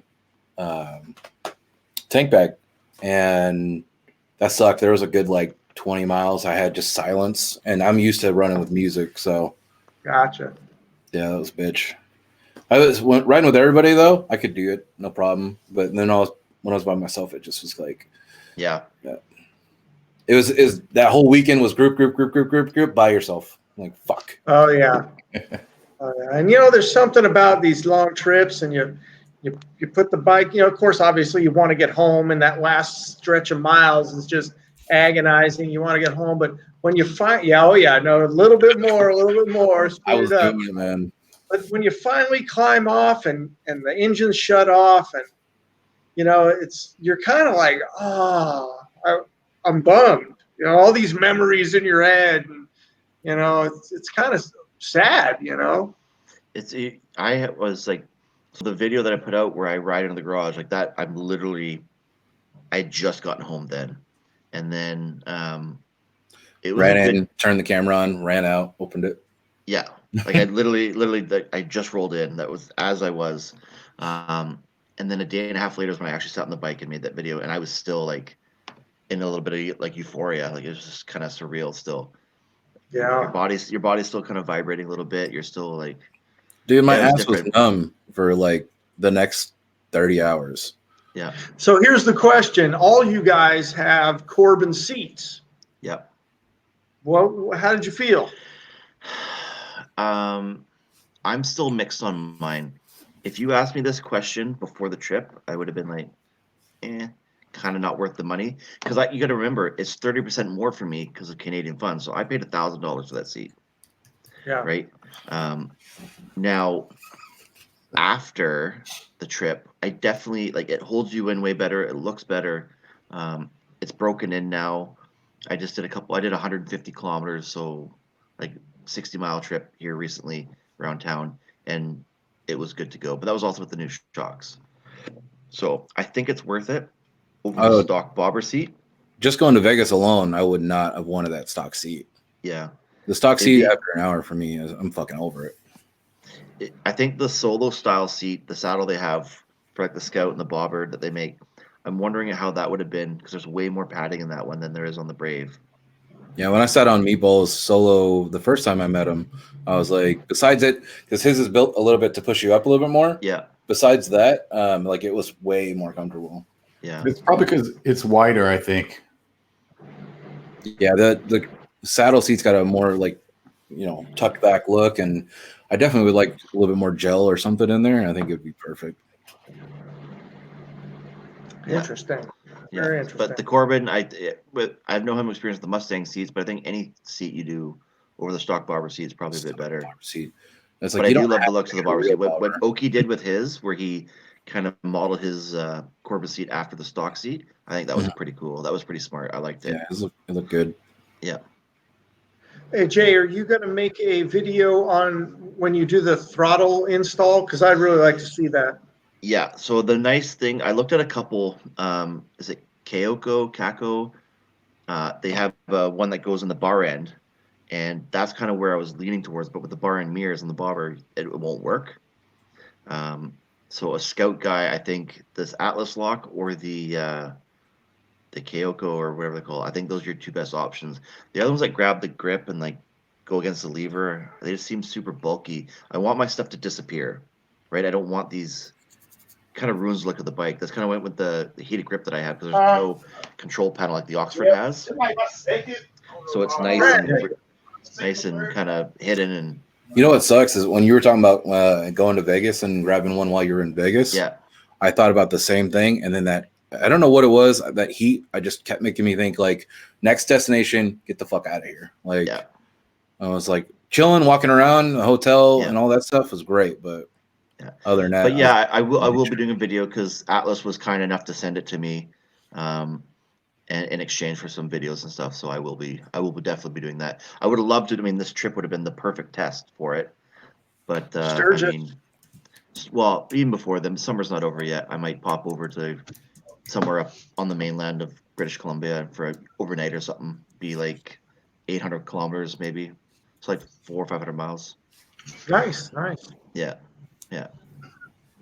So Hey, Brandon, since you're back, we were just talking about seats. How was the seat on the 116 you were using? dream. It was all right.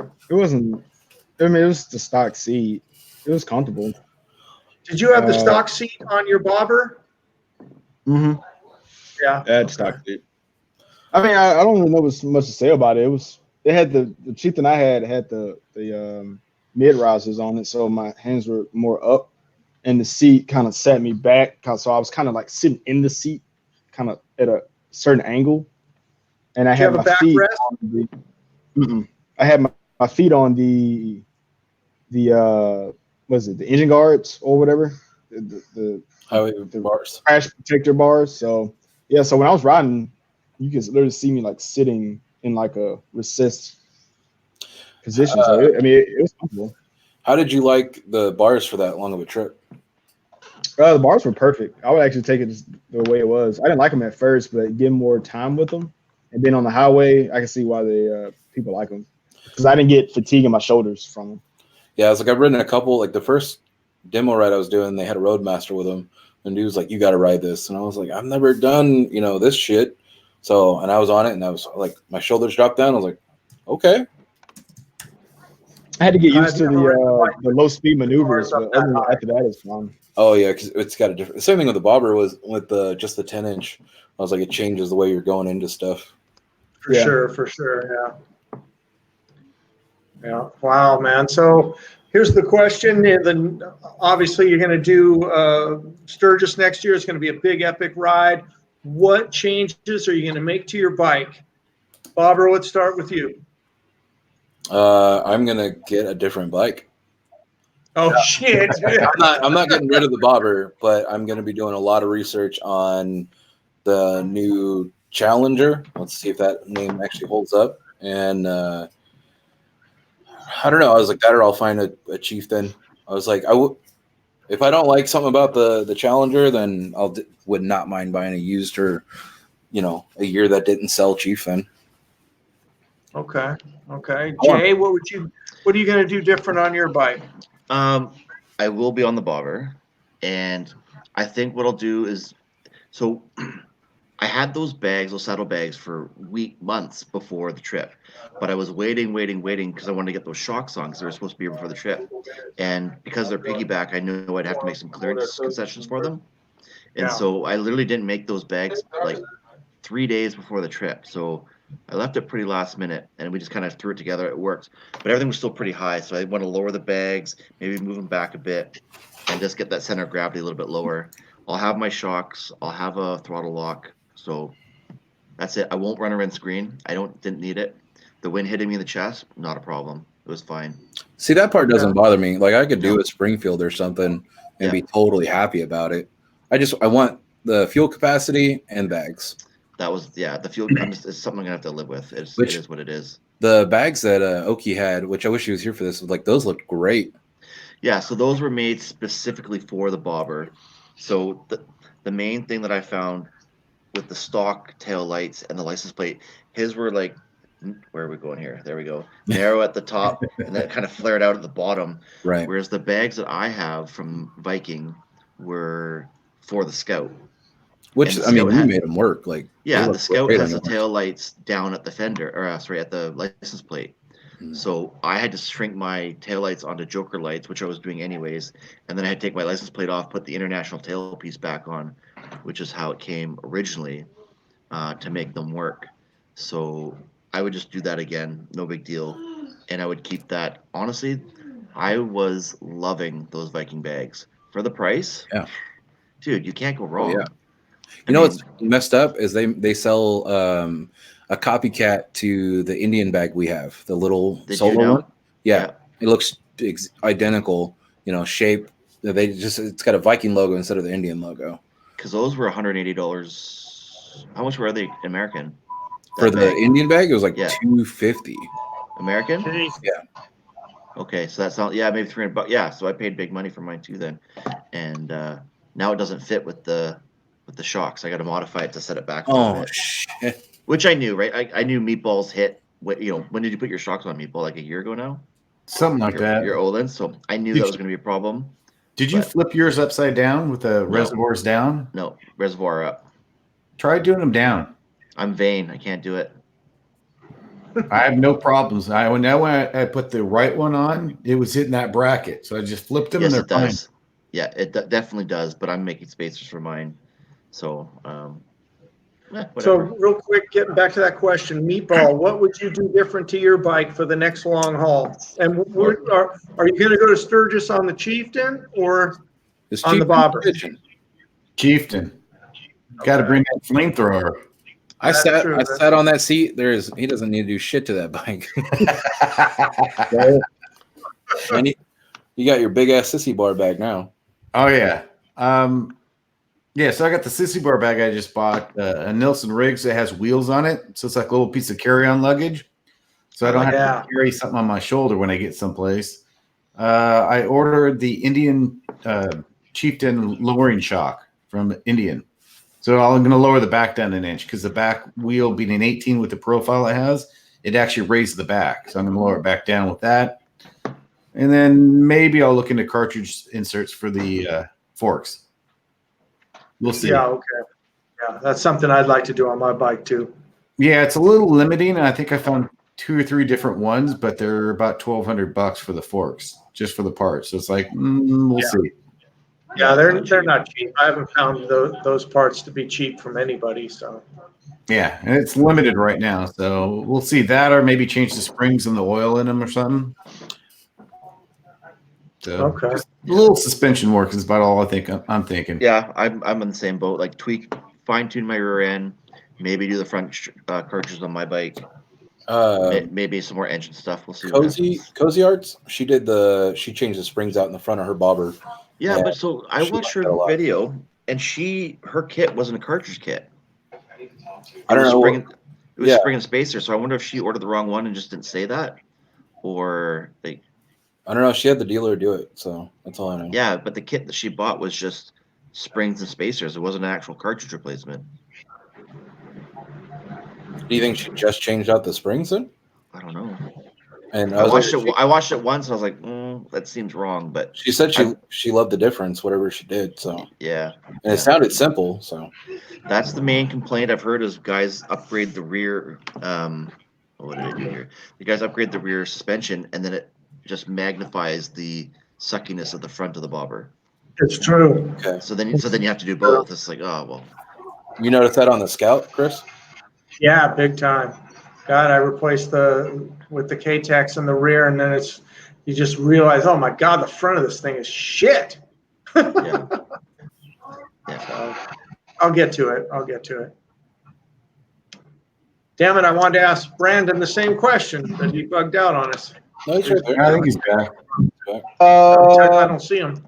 Comes and goes. What's the question again? Hey, Brandon, you there? What bike to don't take see me? you? What you're gonna do to go to Sturgis differently with your bike, or what you? You guys see me, right? Yeah. Yeah. Okay. I don't see him. I don't know. or It hear him. depends. So I've been trying to get. Weird. Let's see. Let me Please, restart. Hold on. Yeah, I was like, We're always waiting on Bicasso. Even when we were in SCMM, always waiting on Bicasso. Are you trying to push off the Canadian wait time on him? Yeah. It's all about deflection. Yeah, well, I was traveling at the same time you guys were doing that event, so I didn't really get to follow you guys on Instagram. So hearing all these stories tonight is new to me, or today is new to me. So it's Can you guys hear me? seems like a lot of fun. I wonder. Can you see me, Chris? You could fly into Sturgis. Chris, can you see Brandon now? Italy to Sturgis. No, No, I'm just gonna make sure we can see him on YouTube, Okay. so I can hear him.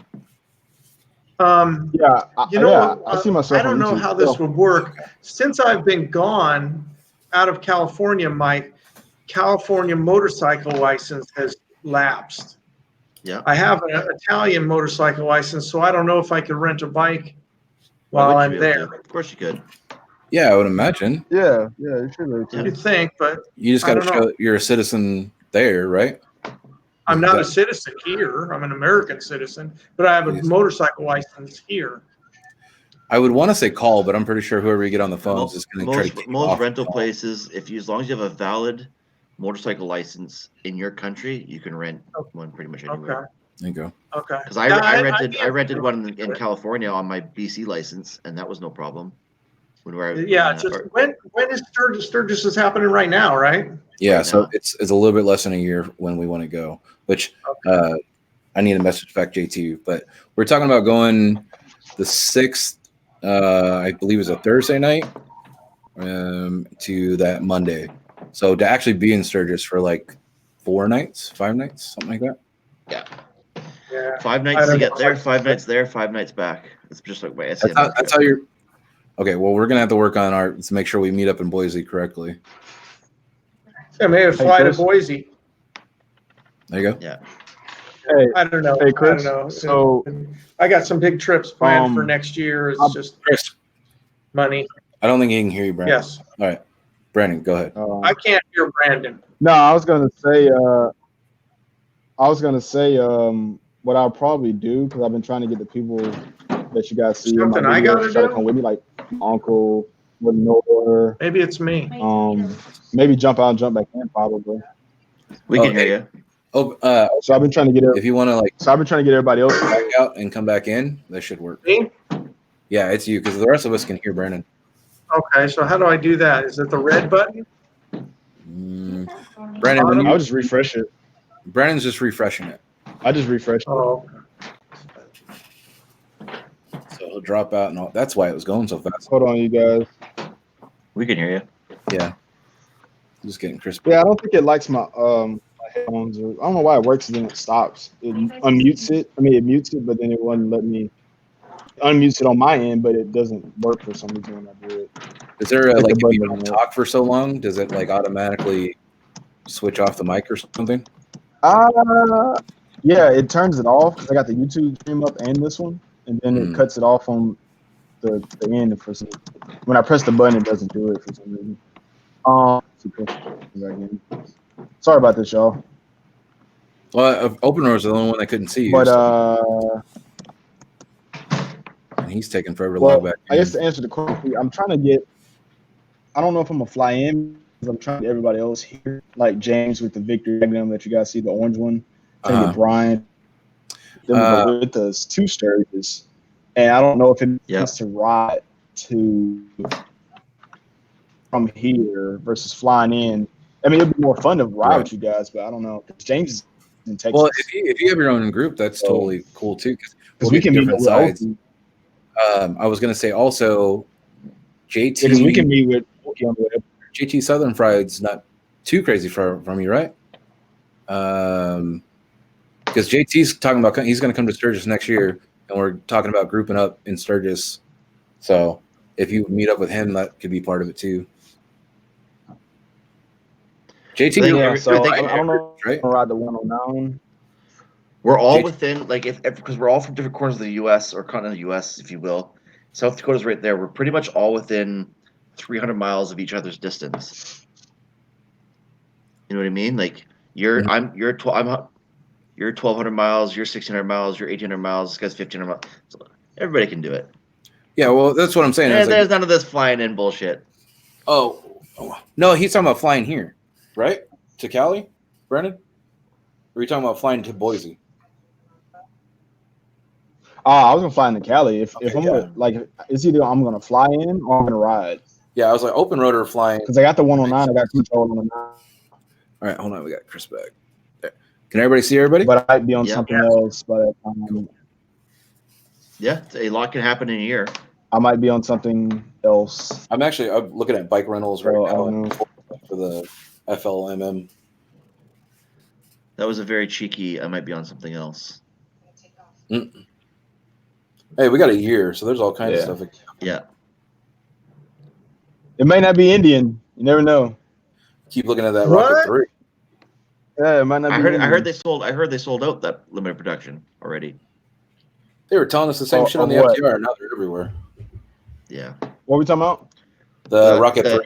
Rocket 3, the limited production Rocket 3. Dude. Production? Limited production. Are you talking about the Well, they had like 3 different models, right? Or 2 different models. No, you're talking about the Rocket TFC. Yeah, that's a like high-end carbon fiber crap or whatever. Hey, and Vix just dropped in. Oi! But yeah, that's like. We were just talking about you, Nox. Nox has got to make this trip too. Yeah, you got to ride up with Brendan, and you got a whole year, man. Put the time off now. You got a whole year to plan for Sturgis. We need to get a final count so we can see how big of a fucking house we need. Yeah. Well, whatever. If we got to sleep outside, like how hot is it in Sturgis right now? I don't know. It ain't 117 degrees. I don't know. It was raining and storming there yesterday. I'm watching a bunch of those feeds. 24 degrees. Oh, we can camp that, no problem. We'll get tents in the front yard. Some guys can sleep in the bathtub, whatever. Most of them have like 2-car garages. You can make it. Yeah. We're all talking about it, and you can do it. I'm gonna look it up in American. Knox is saying Sturgis is a ride. 76. It is, but what I was just saying is everybody is within 200 to 300 miles worth of distance from Sturgis. Like I'm 1,200 miles. I think Brandon's like 1,400, 1,500. You were 1,600.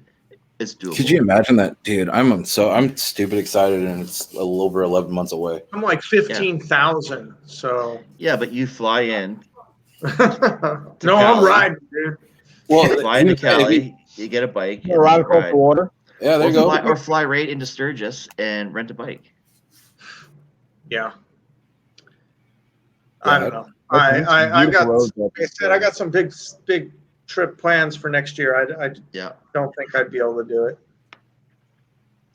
But a couple years, Yeah, coming from that side, Brandon, it looks like I think you could probably meet up with Christopher, David Lawson, JT, Knox, yeah, Okie on the way.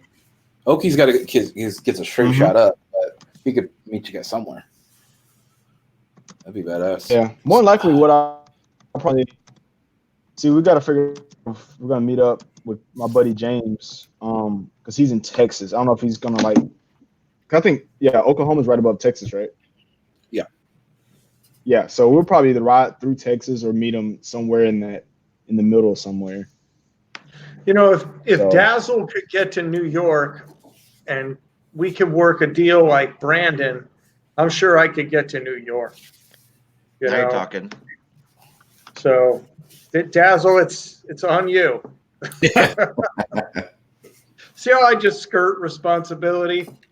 Lead the charge, man. I'll get a plane ticket, Yeah,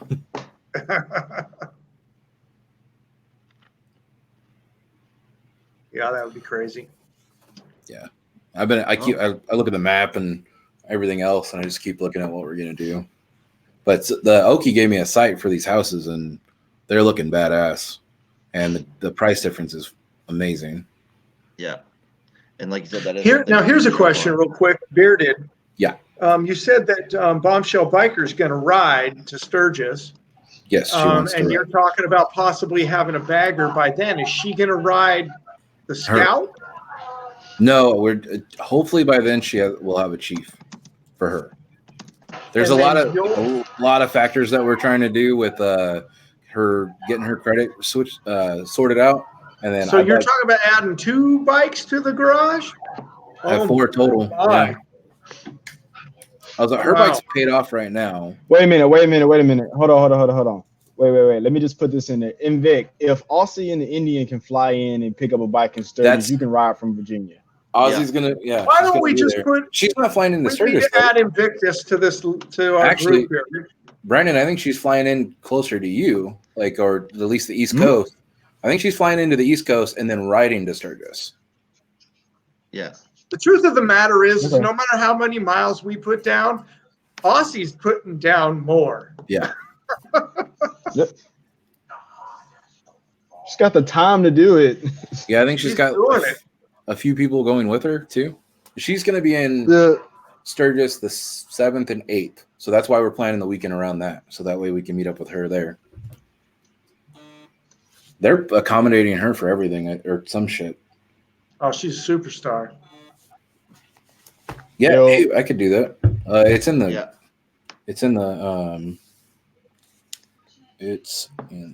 as long as he's in his bed naked eating grapes or something, then he can come on. But even then, I would still allow it. Right? Yeah. We're trying to get Knox to come on. That would be fucking hilarious if we did a stream like that. It was just up and eating grapes. Well, that's like when I was working on the bike there, and the camera fell off the tank and landed on the seat, was looking up at me. I was like, High Desert Bobber said he's down. He's gonna ride with us too. Yeah, so that'd be awesome. He can ride with me up to Reno, and then we meet up with Meatball, and then all of us keep going from there. Yeah. So this time, Jay, when we all get together, you're gonna help link everybody's comms. Okay, well, everybody needs to get on get onto Cardo, so we're not fucking. You know so what? The, By then, we could probably get Brandon to make Cardo, give him a headset for him and Meatball, and we'll be good. They gave me a I missed discount. all those little chats So you they gave me. I said by then. You got time for them to do it. Yeah. Do you run comms, Not cool Chris? enough.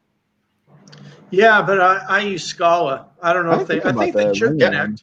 Scala is Cardo. Scala is Cardo. Yeah. Oh yeah. Okay. Yeah. My wife and I have one, but she lost hers with her helmet. So. Are you on the Freecom? Freecom too. Yeah.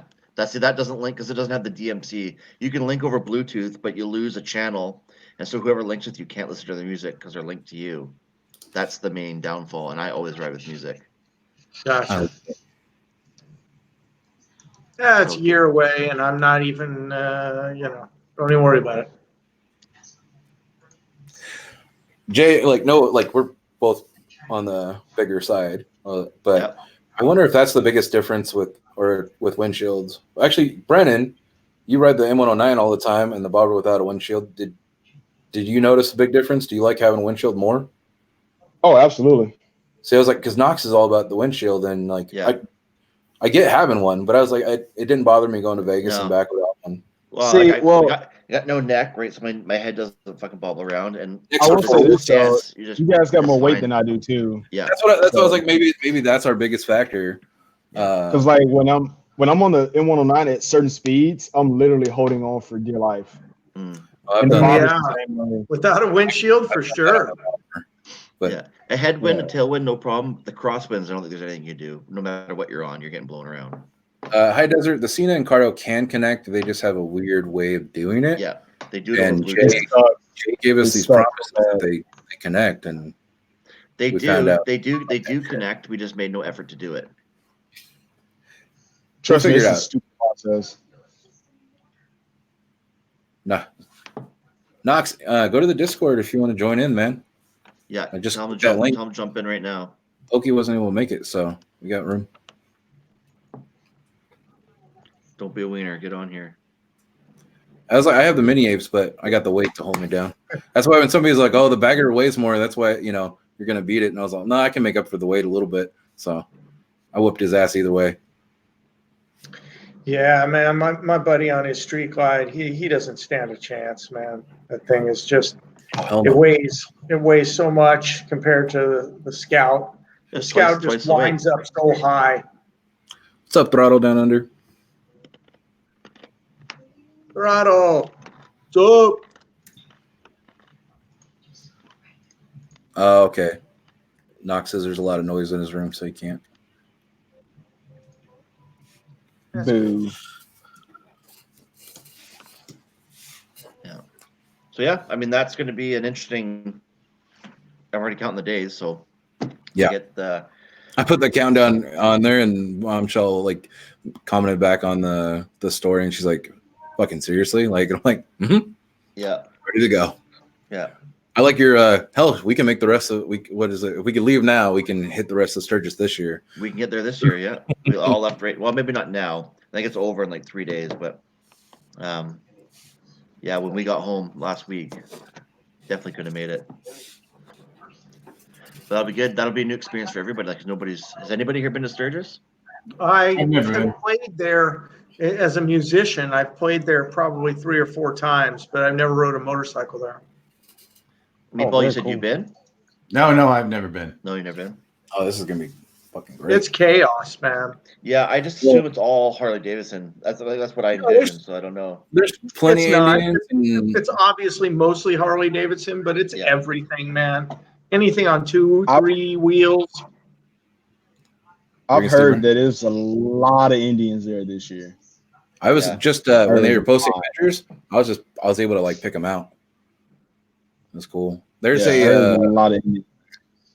There's a movie called American Dresser. It's like a super B-rated movie, but the dude's got an old Harley dresser, and then it's got another guy in it riding a Chieftain, and they meet up with another dude, but at the end it shows like the dude's got a Springfield and they're in Sturgis, and it was like an actual writer that made the movie and stuff.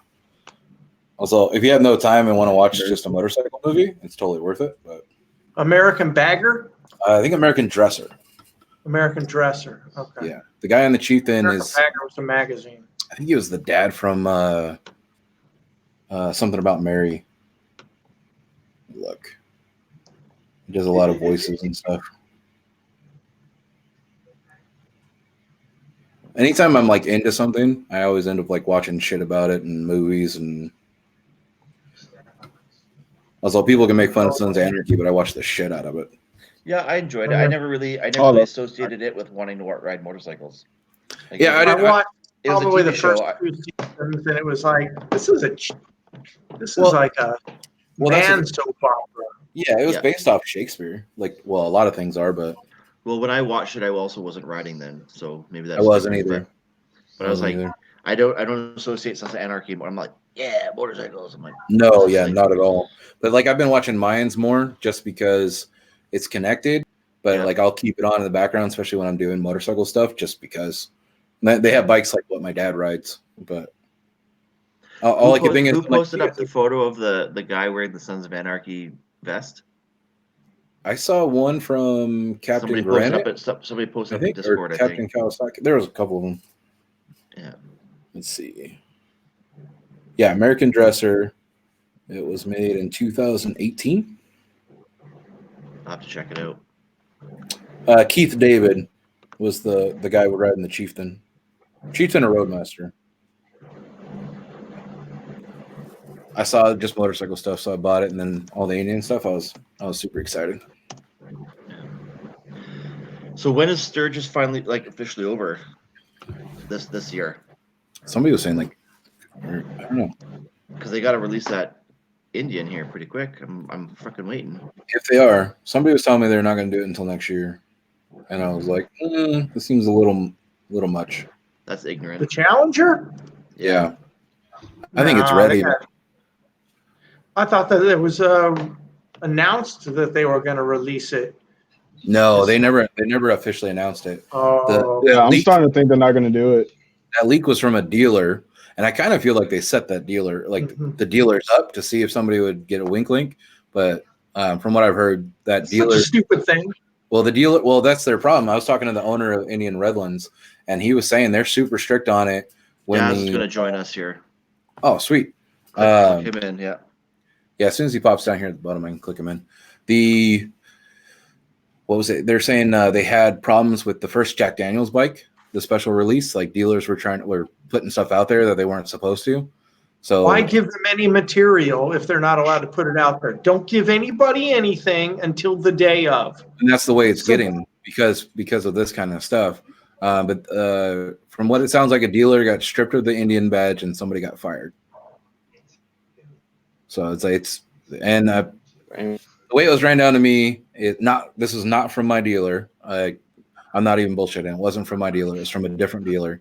That it's up to the dealer to fire the person, not Indian or Polaris or anybody like that. The dealer is forced to do it. Well, suggested, and the dealer gets stripped of their stuff. Now, what do they lose the?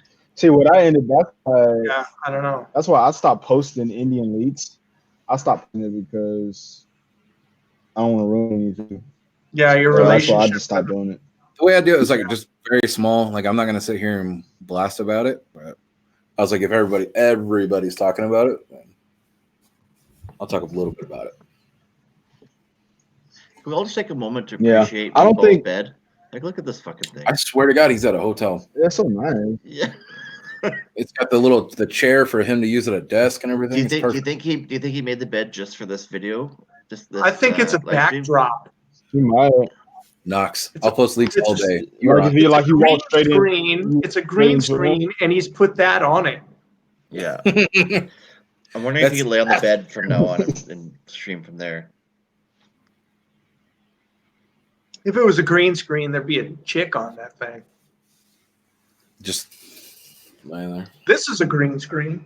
Paint me like one of your girls. Oh yeah, I was gonna say I was gonna say, from what I was reading on the Indian forums, somebody said that they're not done with the tech and electronics involved, kind of like the FTR. So that's why I think they're delaying it. Which, as long as it's good, I'm all for it. Plus, it gives them time to change that fucking name. Hey, Meatball. Yeah. Now, I asked. Could you do your conversation laying on your bed for us? We think it's a green screen. Oh my god! Yes. Yes. Yes. Now, I feel like this is the beginning of a these porno, with your feet like a kicking in the back. interview. There we go. What were you saying, Brendan? You asked about the challenger? No, I asked Indian. I didn't directly ask them like, "Oh, it's the challenger coming out at Sturgis." I asked him like, "So, are you guys showing anything off?" Like, he kind of looked at me, and I was like, "Come on, man. You guys have seen the rumors and stuff." And he was like, well, stuff happens at Sturgis. We might have some cool stuff there." And that's all he said. Oh, that's right. I remember you saying that. That's all he said. That's it. So I don't if they do show it, because Triumph showed off the Rocket 3s at Sturgis. Well, isn't today the last day? May show it off, but Sunday. I don't know, man. Last day of Sturgis 2019 is today. Yeah, I'm pretty. Yeah. For David Lawson. Yeah, Of NEPA. I don't think they're gonna do it. Because I assume that's where they showed the 19 Chieftain at, so they might wait till like. Well, shoot, I don't know, because they today's the last don't day they of have like new Sturgis. scout accessories out too? Yeah, they got those like the fairies. Dazzle. And that's official now, right? Yeah. Yeah, they Yo, How you doing, guys? You all right? in my when I saw it, hemisphere. I was like, whoever made that, like, it looked fantastic to complement the Cheers, Chief. brother. Because there's other people out there making Yeah. variants for the Scout with like Yeah. stereos and everything, but they don't look anywhere near as good as that one does. Hey, Dazzle. Yes. So these guys are talking Sturgis next year. Let's you and I fly to New York and get Indian to supply us with some bikes, and let's go to Sturgis. It sounds like a great plan. I just have to make it work financially, but I really want to do that. I'd love to do that. Start putting $10 away every day. Oh man, that really cuts into my drink. You got a year. Yeah. Hopefully, fingers crossed. I should hopefully be in a position to do it, but I'll know more by Christmas. But yeah, I really fancy that. I'd love to go to Sturgis. I've always wanted to, never have. Yeah, Well, that'd be epic. Well, we'll see if we can figure it out, man. they say the big anniversary is the bigger ones. Flying Like to New York and meet up in New York or something. Yeah, 70th. yeah, we'll ride from there. This will be the 80th. Yeah, I think that'd be Yeah, fantastic. the 80th would be crazy. Fantastic ride. You know, you were just talking a moment ago about the Challenger. Right, this is official, so I can talk about this stuff. Oh, It's I'm just reading from the communication now. It says this stuff can be shared with customers. Challenger is an all-new model to complement the current range of big twins in the Indian lineup, so will sell alongside the current heavyweights. This model introduces an all-new sports platform to the bagger category with a liquid-cooled engine delivering a substantial increase in performance. More details will be available in September. September. Okay. So we're waiting. That's the official announcement. So it is coming. Just that means the fucking name's right. Yeah. Yeah, I'm not. I totally have this idea now to do like a Raven if I get one, to do a Raven on the side of the tank, just like doing some fast motion, just to totally mock the whole thing. That would be cool. That would be cool. Oh, get it back here. I'm just waiting for a muscle bike. I think off that, what we were saying in the Discord is them building a muscle bike off that motor would be fantastic. I want a muscle bike. Yeah, definitely. That's what I'm used to. So something bigger than the Scout, like the 109, but not the Farron. That has Bluetooth, has like a screen, like the FTR screen, but a muscle bike. You know, Message Indian. I'd like them to see do something like the. Anytime the I ask Indian about bikes and Oh, good. His microphone shit the bed. Damn it. oh, weird shit. Technical difficulties. I'm very jealous of D-Cycle. He's smoking ribs today. Yeah. There we go. Hey, You were D-Cycle, saying? I totally mailed out stickers to you, and I wrote, hope you're having fun at your meetup, and I didn't realize I was a month ahead on that meetup. They got the Midwest Moto meetup. If anybody's in that area, you should check out D-Cycle. what's up? Yeah, Okay. you were saying, Brandon. Go ahead. No, I was gonna say anytime I ask Indian about bikes, they don't respond. So Makes sense. they're just like, To be fair, even working in the keep it simple, dealership- Brandon. Don't ask us about R&D. Yeah, I mean, to be working in the dealership, we don't have any more information than the press. In fact, the press tends to have more information than we do because they get sneak peeks where they get taken out and shown like the pre-production bikes and have to sign all these disclaimers and things saying they're not going to release it until such and such a date. They don't trust us at dealerships with squat. And I bet you, that leak that came out, I bet you that the dealership that leaked that would have had to have signed all these disclaimers and things. They probably had their phones taken off them, non-disclosure agreements, before they even went into that meeting. Yeah, and before you got on, that's why I heard that one of them got stripped of their Indian privileges, so they don't get to be a dealer anymore. Well, even when the Springfield and the Octane was launched, I was at the European dealer meeting there, and we had to hand over our phones into these brown paper bags and sign like a non-disclaimer. And we wasn't allowed to talk about it for it was 2 weeks after that they announced that they were definitely going to be making it. But for those 2 weeks, we weren't allowed to say jack. So they do take that sort of thing very seriously. It makes sense. You need to, right? Yeah, that makes sense. Well, you got to think they're floating on the stock market, so any inside information could be seen as insider trading. It's taken very seriously. Dazzle, when we were talking about not letting the dealers see it at all until it gets shown, do you think they do the dealer stuff to get more feedback from people in their group? Possibly, but I also think it's probably it's probably getting a bit of feedback. But you've got to think they're pretty much mostly made by them. They've already got the idea of where it's going to be. I think it's really just to throw a few little bones to a dealer and say, look, we know you've seen these rumours. You read what everyone else reads, but is it just a little bit of inside knowledge, just so you can field some of these questions that people have?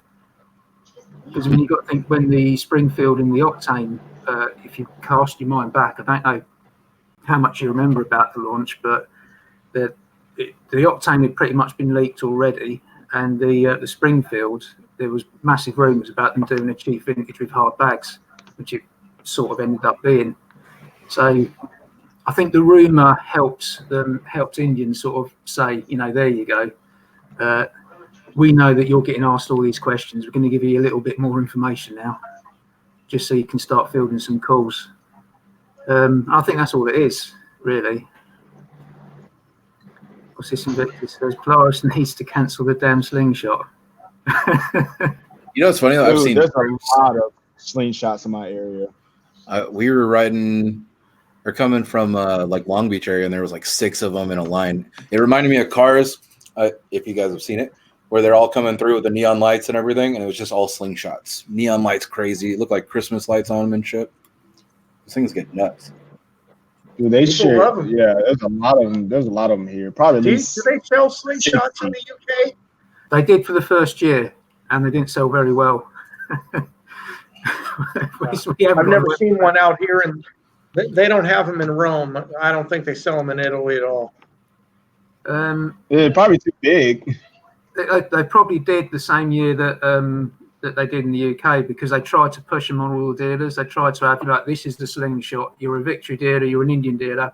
You got, try and be a slingshot dealer as well. But there's only 2 or 3 dealers in the UK that took up stock of any of them, and I know they took a long time to sell because it's a bit of a niche thing for the UK market. And they're pretty And wide. It's a reach even for here. I go get a Morgan over that thing. Well, this is it, isn't it? I mean, even though it's arguably a higher performance vehicle than the Morgan looks so much classier, doesn't it? Yeah. That is a beautiful, beautiful motor. I got nothing against the slingshot. I'm sure they're a hoot for like an afternoon. But you see that shit coming on the highway and you're just like, what the fuck? Yeah, I've actually driven one. They're a lot of fun. Yeah, I'm sure I they got it are. on my but it's channel, actually, yeah. Did you not find the steering really heavy? What's the price tag on that? oh, they're up there. 24. Yeah, it's ridiculous. Oh, fuck, dude. But driving it is like a go-kart, essentially. It was cool at the Long Beach show. They were drifting them. That's like my favorite thing. Yeah, when I was in Spain for the launch of the Scout Bobber, we also got to test drive the slingshot, and I took it fairly easy up this mountain. But my boss, who drove the way back down, he nearly took us down the bloody mountain, drifting it around this bloody corner. I've never shat myself so much. Fuck, I would never get in something like that unless I was driving. Same with these 3-wheel Rikers where they are here in Canada. This guy was like full sleeves, full helmet on this 3-wheeler. I was like, not. Yeah, that was a guy who just does it on my truck. They're better. I mean, I definitely. But still, it's just like I don't know if I could get behind one of those. That's just. If I'm doing 3 wheels, it's going to be a sidecar. Yeah. Yeah. Shame in fact Invictus isn't in the chat speaking of that, because he did that video, didn't he, a few months back, where he did that Taking the course. Sidecar course. That looked like a lot of fun. I missed that video. My kids want me to do one, and I'm like, I'm not putting one on my bike. Like, I'd have to have a whole nother bike just for that. Yeah, my wife, she says when we get too old to ride on 2, we'll go to 3. Gotta do what you gotta do. Yeah, it makes sense. There's definitely a spot for it. You still want the air and everything else. Yeah. Sweet. I love it. I love all of it. Let's get this bike reveal going so I can obsess over it, and then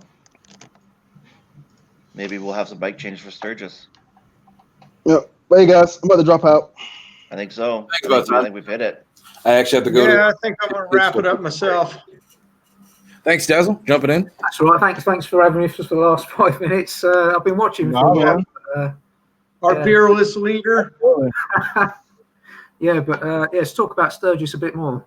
Oh yeah. Yeah, absolutely. Yeah, totally. I'm sure the updates Glad to have you will for these follow 5 minutes. in the videos coming. So Thank you all you guys for telling the whole story, or as much of it as you could, and keeping it clean, of the SCMM. That was a lot of fun to listen to, man. I wish I could have been there. yeah, we do too. Next time, definitely. Strictly Dickly. Strictly Dickly, baby. Strictly So Dickly. much fun. Strictly So much Dickly. fun. Oh. Well, thanks for everybody for tuning All right, in. folks. I'm out. Thank you guys. Until next time, like and subscribe to all these channels, everybody. See you later, folks. And keep it strictly Thanks, Dickly. Bearded Bobber. Appreciate it, man. All right, Bearded. All right, Chris. All right, guys. Meatball. All right, Jay. All right. Later. Take care, everybody. Later.